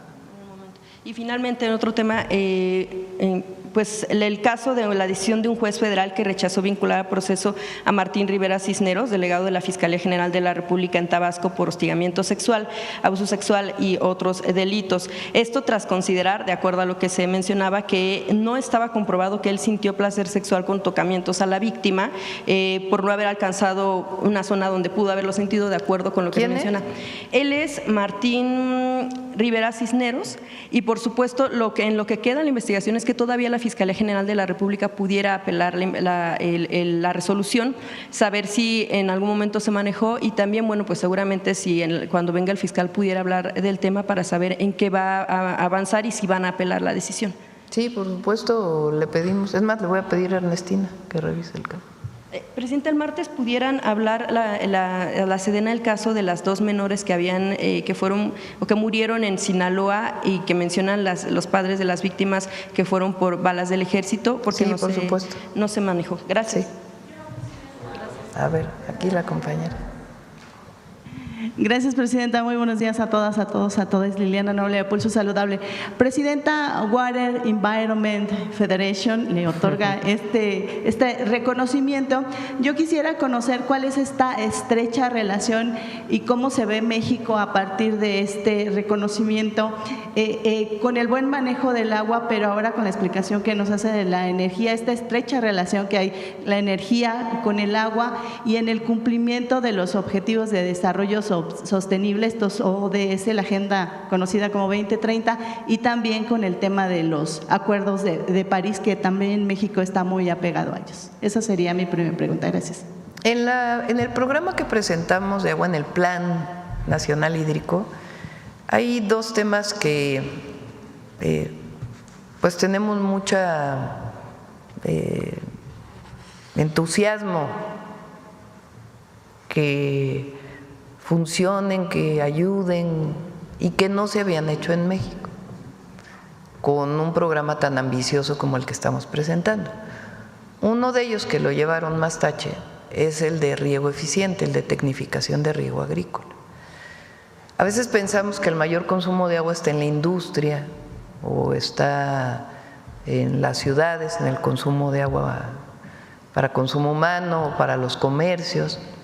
Y el mayor consumo de agua en el mundo entero y en particular en México está en el riego para la producción de alimentos.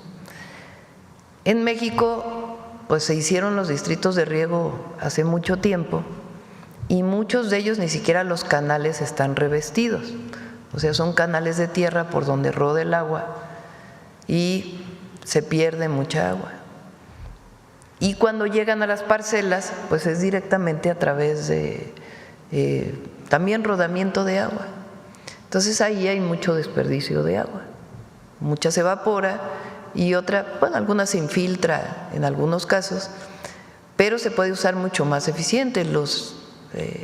Se puede ahorrar hasta el 50% de la cantidad de agua que se usa para riego y además los cultivos se vuelven, bueno, las parcelas se vuelven más productivas para producir más alimentos, en el caso de la tecnificación de riego.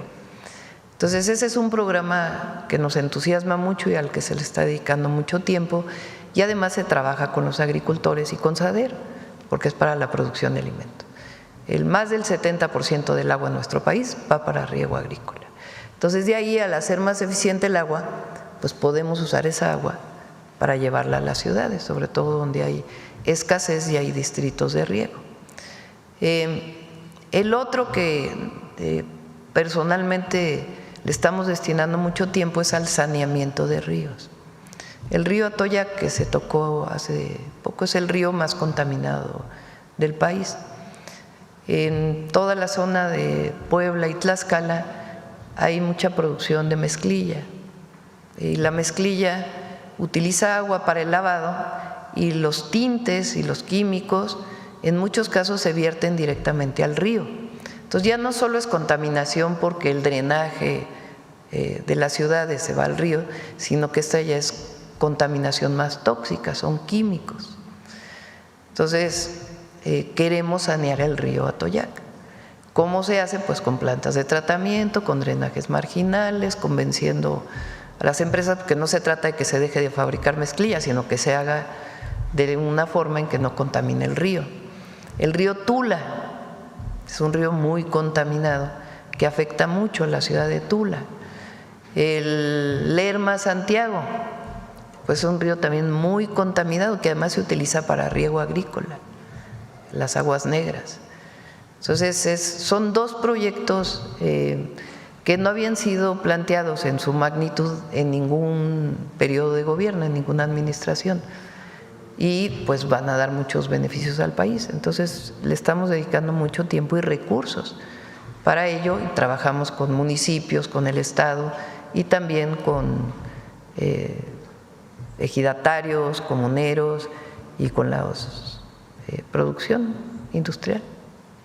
Presidenta, y en este interés del reordenamiento de las concesiones, ¿podríamos aspirar a pensar que en algún momento las escuelas ya puedan tener este acceso a los bebederos de agua ininterrumpido y que los ciudadanos ya no tengamos que pagar por el agua embotellada sin el afán de ofender a ninguna compañía, pero generan dos tipos de contaminación? Usted es la experta, el asunto del PET que no se deshace nunca y que de pronto no todas ellas tienen esta conciencia de la economía circular y de reutilizarlo.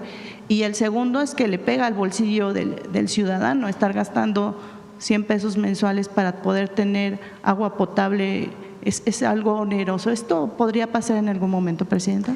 Pues ese es el objetivo con los proyectos estratégicos. Hay zonas de mayor escasez de agua y el objetivo pues es que haya agua disponible y además entubarla para que pueda llegar a las casas y que haya plantas de potabilización. Entonces sí, pues es el derecho al agua. Y en una segunda pregunta, Presidenta, tuve la oportunidad de platicar con un grupo de mamás, de estas que se forman en sociedad de secundarias diurnas. Hay un tema de salud que les está inquietando a todas ellas porque ahora se estila que los alumnos, si no pueden llegar utilizando un cigarrillo convencional porque huele, porque es evidente, se ve, o porque es prácticamente complejo alcanzar el costo de una cajetilla, ahora lo que hay son unos sacos de nicotina y vienen en un polvo que lo abre el pequeño o el usuario, lo pone con el dedo en las encías, pero las mamás se han dado cuenta de que los usuarios que son jóvenes están teniendo aftas, lesiones ulcerosas constantes en la boca y eso los ha llevado a buscar una consulta odontológica. En ese sentido, Presidenta, en donde también ha sido reconocido en el 2022 el expresidente Andrés Manuel López Obrador fue reconocido por la ONU por este buen manejo al apego del convenio marco para el control del tabaco y ahora usted a través de la Secretaría de Salud que le comentaba el pasado mes de julio en Irlanda este reconocimiento. ¿Habrá posibilidades de que exista alguna campaña preventiva?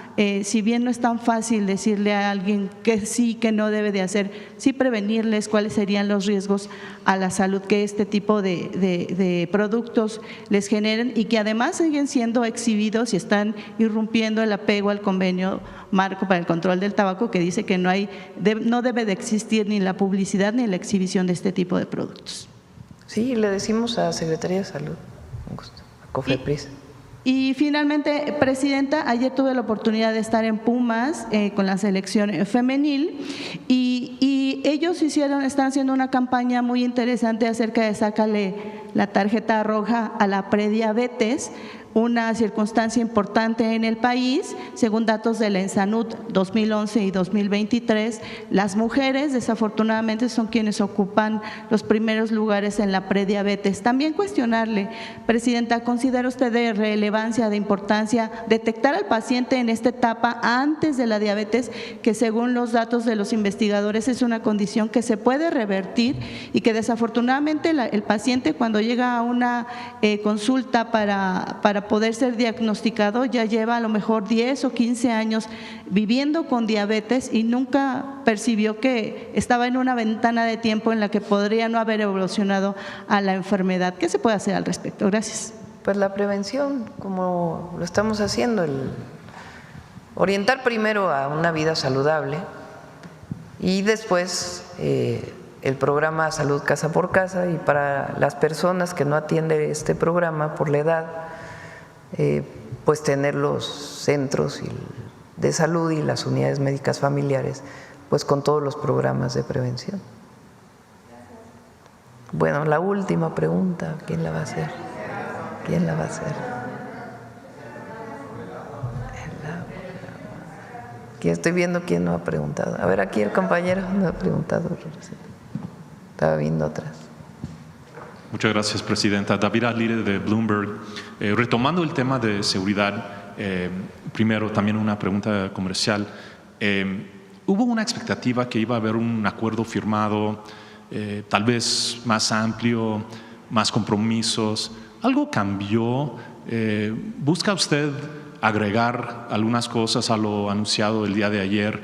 Y si es así, ¿nos puede dar uno o dos ejemplos concretos? Hay un programa.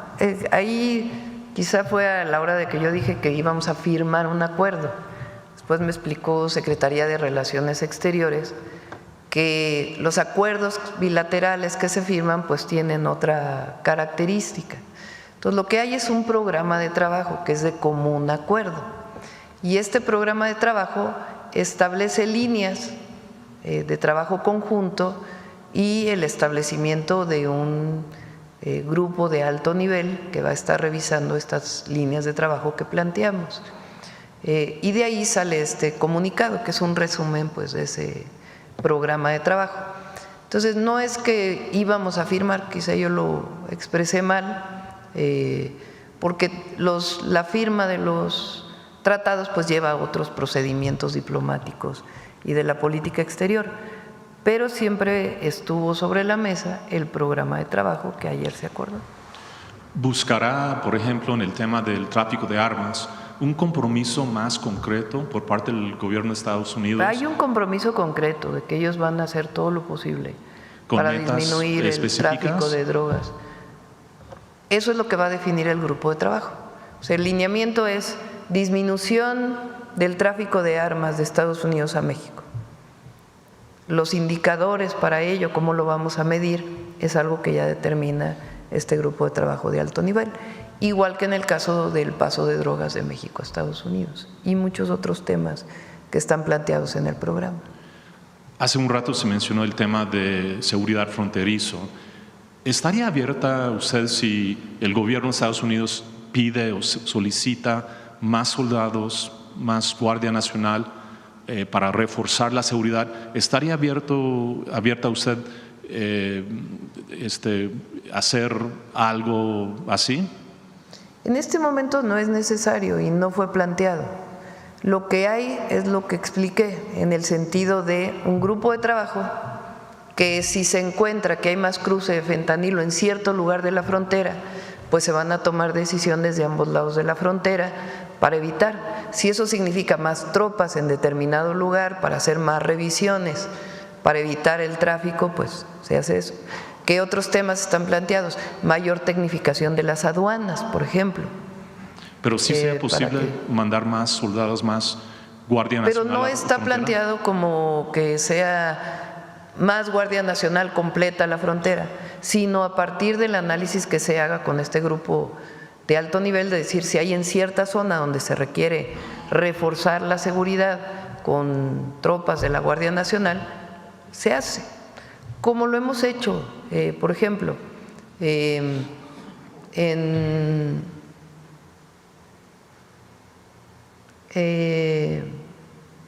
algún caso, Nogales, por ejemplo, si se presenta un caso de mayor índices delictivos o que por el cruce de Nogales encuentra CBP que está pasando más droga, pues entonces se refuerza Nogales.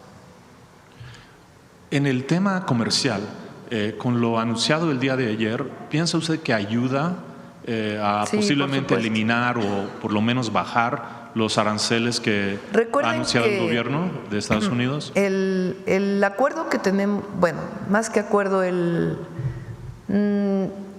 esquema al que se llegó de las conversaciones que tuvimos con el presidente Trump, la primera vez que México tuvo aranceles ya con la administración del presidente Trump, estuvo vinculado con el tema del tráfico de fentanilo, si ustedes lo recuerdan. En esa primera llamada que tuvimos es cuando acordamos enviar los 10,000 elementos de la Guardia Nacional a la frontera norte y a partir de ahí conseguimos un mes de pausa en los aranceles. Cercanos ya al mes de pausa de los aranceles, el siguiente acuerdo que tomamos fue, o bueno, el siguiente ofrecimiento, digamos, que hizo el gobierno de los Estados Unidos, que es lo que existe hasta ahora, es que todo aquello que se exporta por el tratado, el TEMEC, tiene arancel cero. Todo aquello que se exporta fuera del TEMEC tiene un arancel del 25%. Ese es el momento que estamos viviendo. México exporta el 80% a través del TEMEC. Hay un 20% que no. ¿Por qué ese 20% no tenía arancel aun cuando estaba fuera del TEMEC? Porque hay un acuerdo de la Organización Mundial de Comercio que se llama Nación Más Favorecida y se exportaba a través de ese esquema de Nación Más Favorecida. Cuando publica el gobierno de Estados Unidos que fue el acuerdo de negociación o lo que estableció el gobierno de Estados Unidos frente a la plática que tuvimos, es que ese 25% está dado relacionado con el tráfico de fentanilo. ¿Sí se entiende? Entonces, el 25% de arancel que tenemos en muchos productos, la publicación del gobierno de Estados Unidos, el decreto del gobierno de Estados Unidos, le pone 25% de arancel relacionado con el tráfico de fentanilo. Entonces, ¿cuál es lo que planteamos? Si disminuye este problema, pues nosotros evidentemente estamos viendo que se reduzca ese 25%, pero al mismo tiempo estamos haciendo otras estrategias, que eso que no se exportaba a través del tratado, pues tenga las reglas de origen, produzca más en México para poder ser exportado a través del tratado comercial. Entonces, posiblemente en los próximos días, semanas, sí vamos a ver algún anuncio así de… Pues no sé si días o semanas, pero es parte de lo que estamos trabajando en estas mesas de diálogo. Última preguntita del tema comercial. ¿Está usted considerando imponer aranceles a importaciones de China para tal vez proteger algunas industrias aquí en México o algunos trabajos en particular aquí en México? No es a China. Nosotros tenemos acuerdos comerciales con muchísimos países del mundo. México tiene, por ejemplo, en el periodo del presidente López Obrador, se pusieron aranceles a todos los países con los que no tenemos acuerdo comercial a acero, a importación de acero. Entonces, sí estamos considerando poner, pero como parte del Plan México, que planteamos desde que entramos al gobierno, algunos impuestos arancelarios con los países con los que no tenemos tratado comercial. Entre ellos también se encuentra China, pero no es el único país. ¿Algunas industrias en particular sobre importaciones chinas? Ya lo anunciaríamos en su momento, pero es parte de lo que hemos venido haciendo, no es nuevo. Nosotros en diciembre pusimos aranceles a la importación textil en un decreto que realizó la Secretaría de Economía. ¿Por qué? Para proteger la industria textil de nuestro país. ¿A quiénes son? A todos los países con los que no tenemos acuerdo comercial. Por último, Presidenta, tenemos entendido que la directora de Citigroup ha estado aquí en México recientemente, quizás esta semana o la semana pasada. ¿Usted tuvo reunión con ella? ¿Y qué nos puede decir sobre, bueno, qué tan pronto podría ser la venta de acciones de Banamex? Y bueno, primero eso.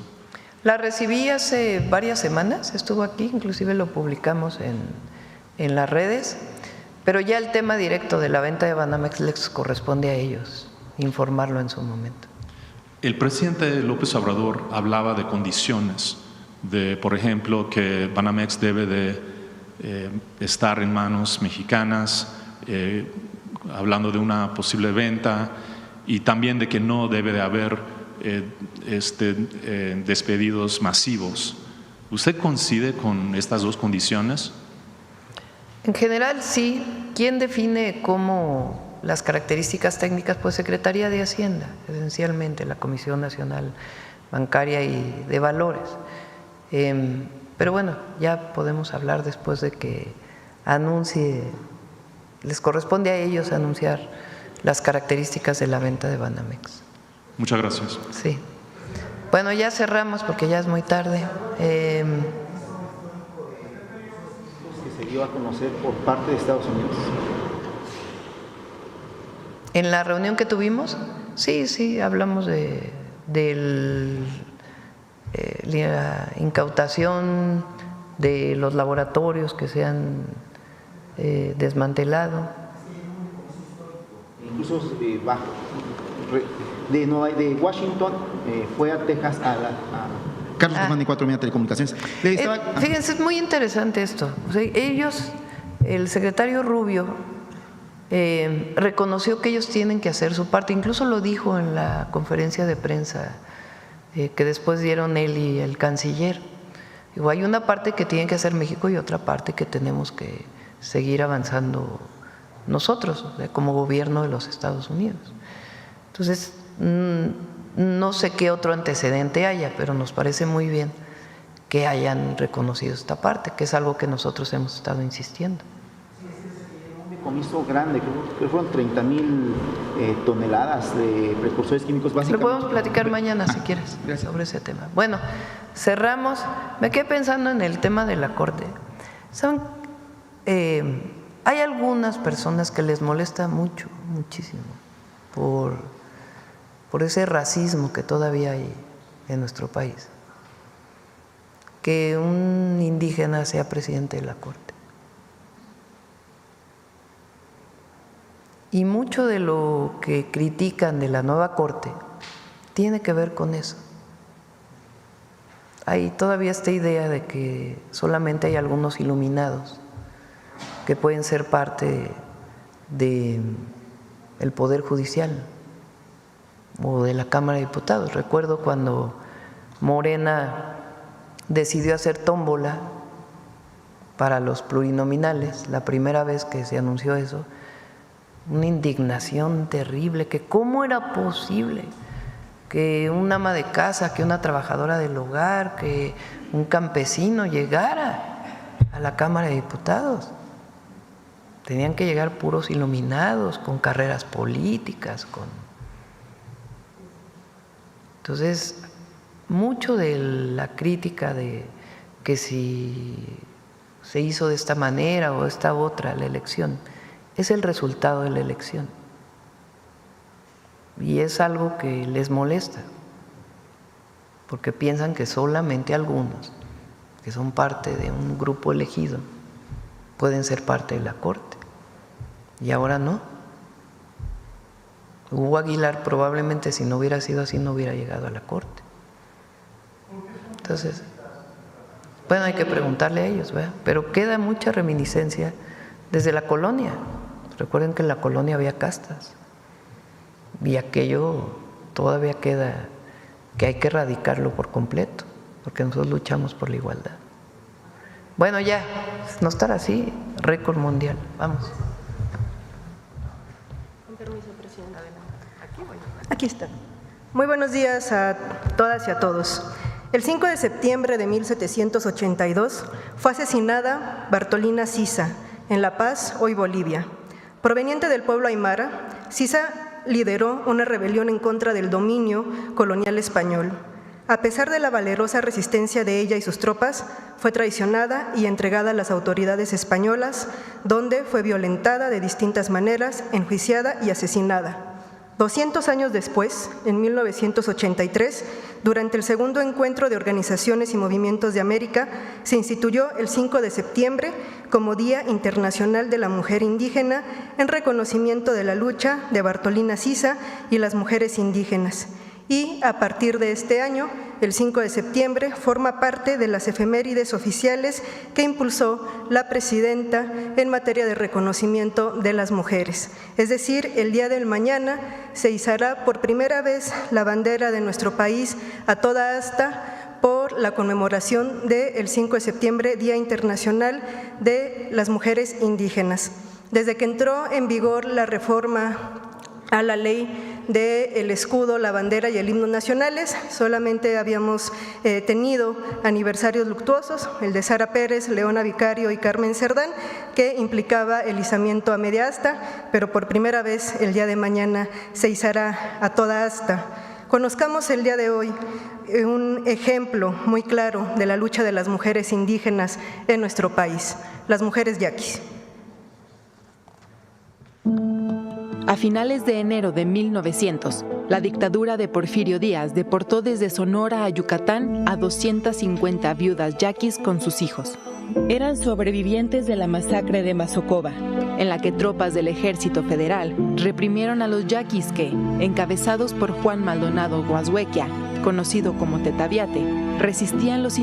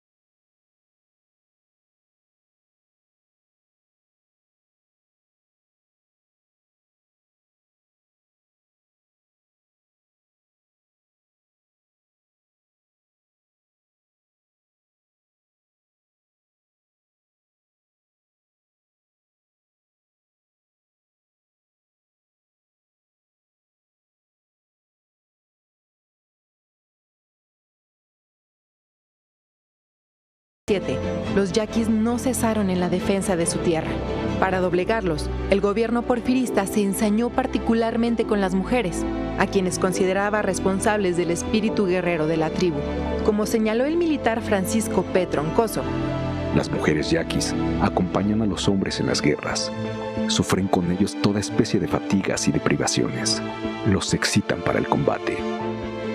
Las mujeres que fueron deportadas al sur, a principios del siglo XX, vivieron todo tipo de vejaciones desde su captura y durante su duro traslado en barco y en ferrocarril.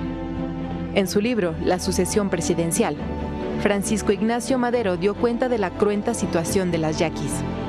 Mujeres hubo que, viéndose arrancar de su suelo natal, separadas de sus maridos y quizás de sus mismos hijos, se arrojaron al mar, prefiriendo la pronta muerte entre las ondas amargas a los espantosos sufrimientos de la esclavitud.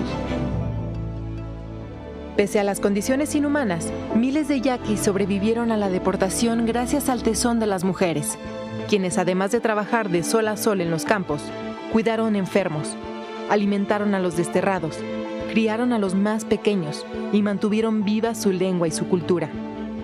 Al aproximarse el estallido de la Revolución Mexicana, emprendieron el retorno a sus tierras, caminando durante meses y recogiendo en el camino a decenas de huérfanos. Las mujeres yaquis, tanto las que se refugiaron en las sierras como las que sobrevivieron al destierro, se convirtieron en las guardianas de la memoria, transmitiendo sus recuerdos de generación en generación. Su arma más poderosa, corazón de la resistencia centenaria del pueblo yoeme, es nunca olvidar. Hablando de racismo, las mujeres indígenas han sido fundamentales en la preservación de las memorias y la cultura en el mundo. Por ejemplo, doña Juana, una mujer yaqui de 82 años, relató el recuerdo de lo que le contaban sus padres cuando regresaban de la deportación masiva a Yucatán. Dice: comenzaron a caminar desde Yucatán, venían en grupos de familias, caminaban día y noche. Se vinieron por la ruta central del país donde decían que había menos soldados y en el camino se iban hallando a muchos niños solos por la sierra y los recogían para cuidarlos, traerlos a Sonora.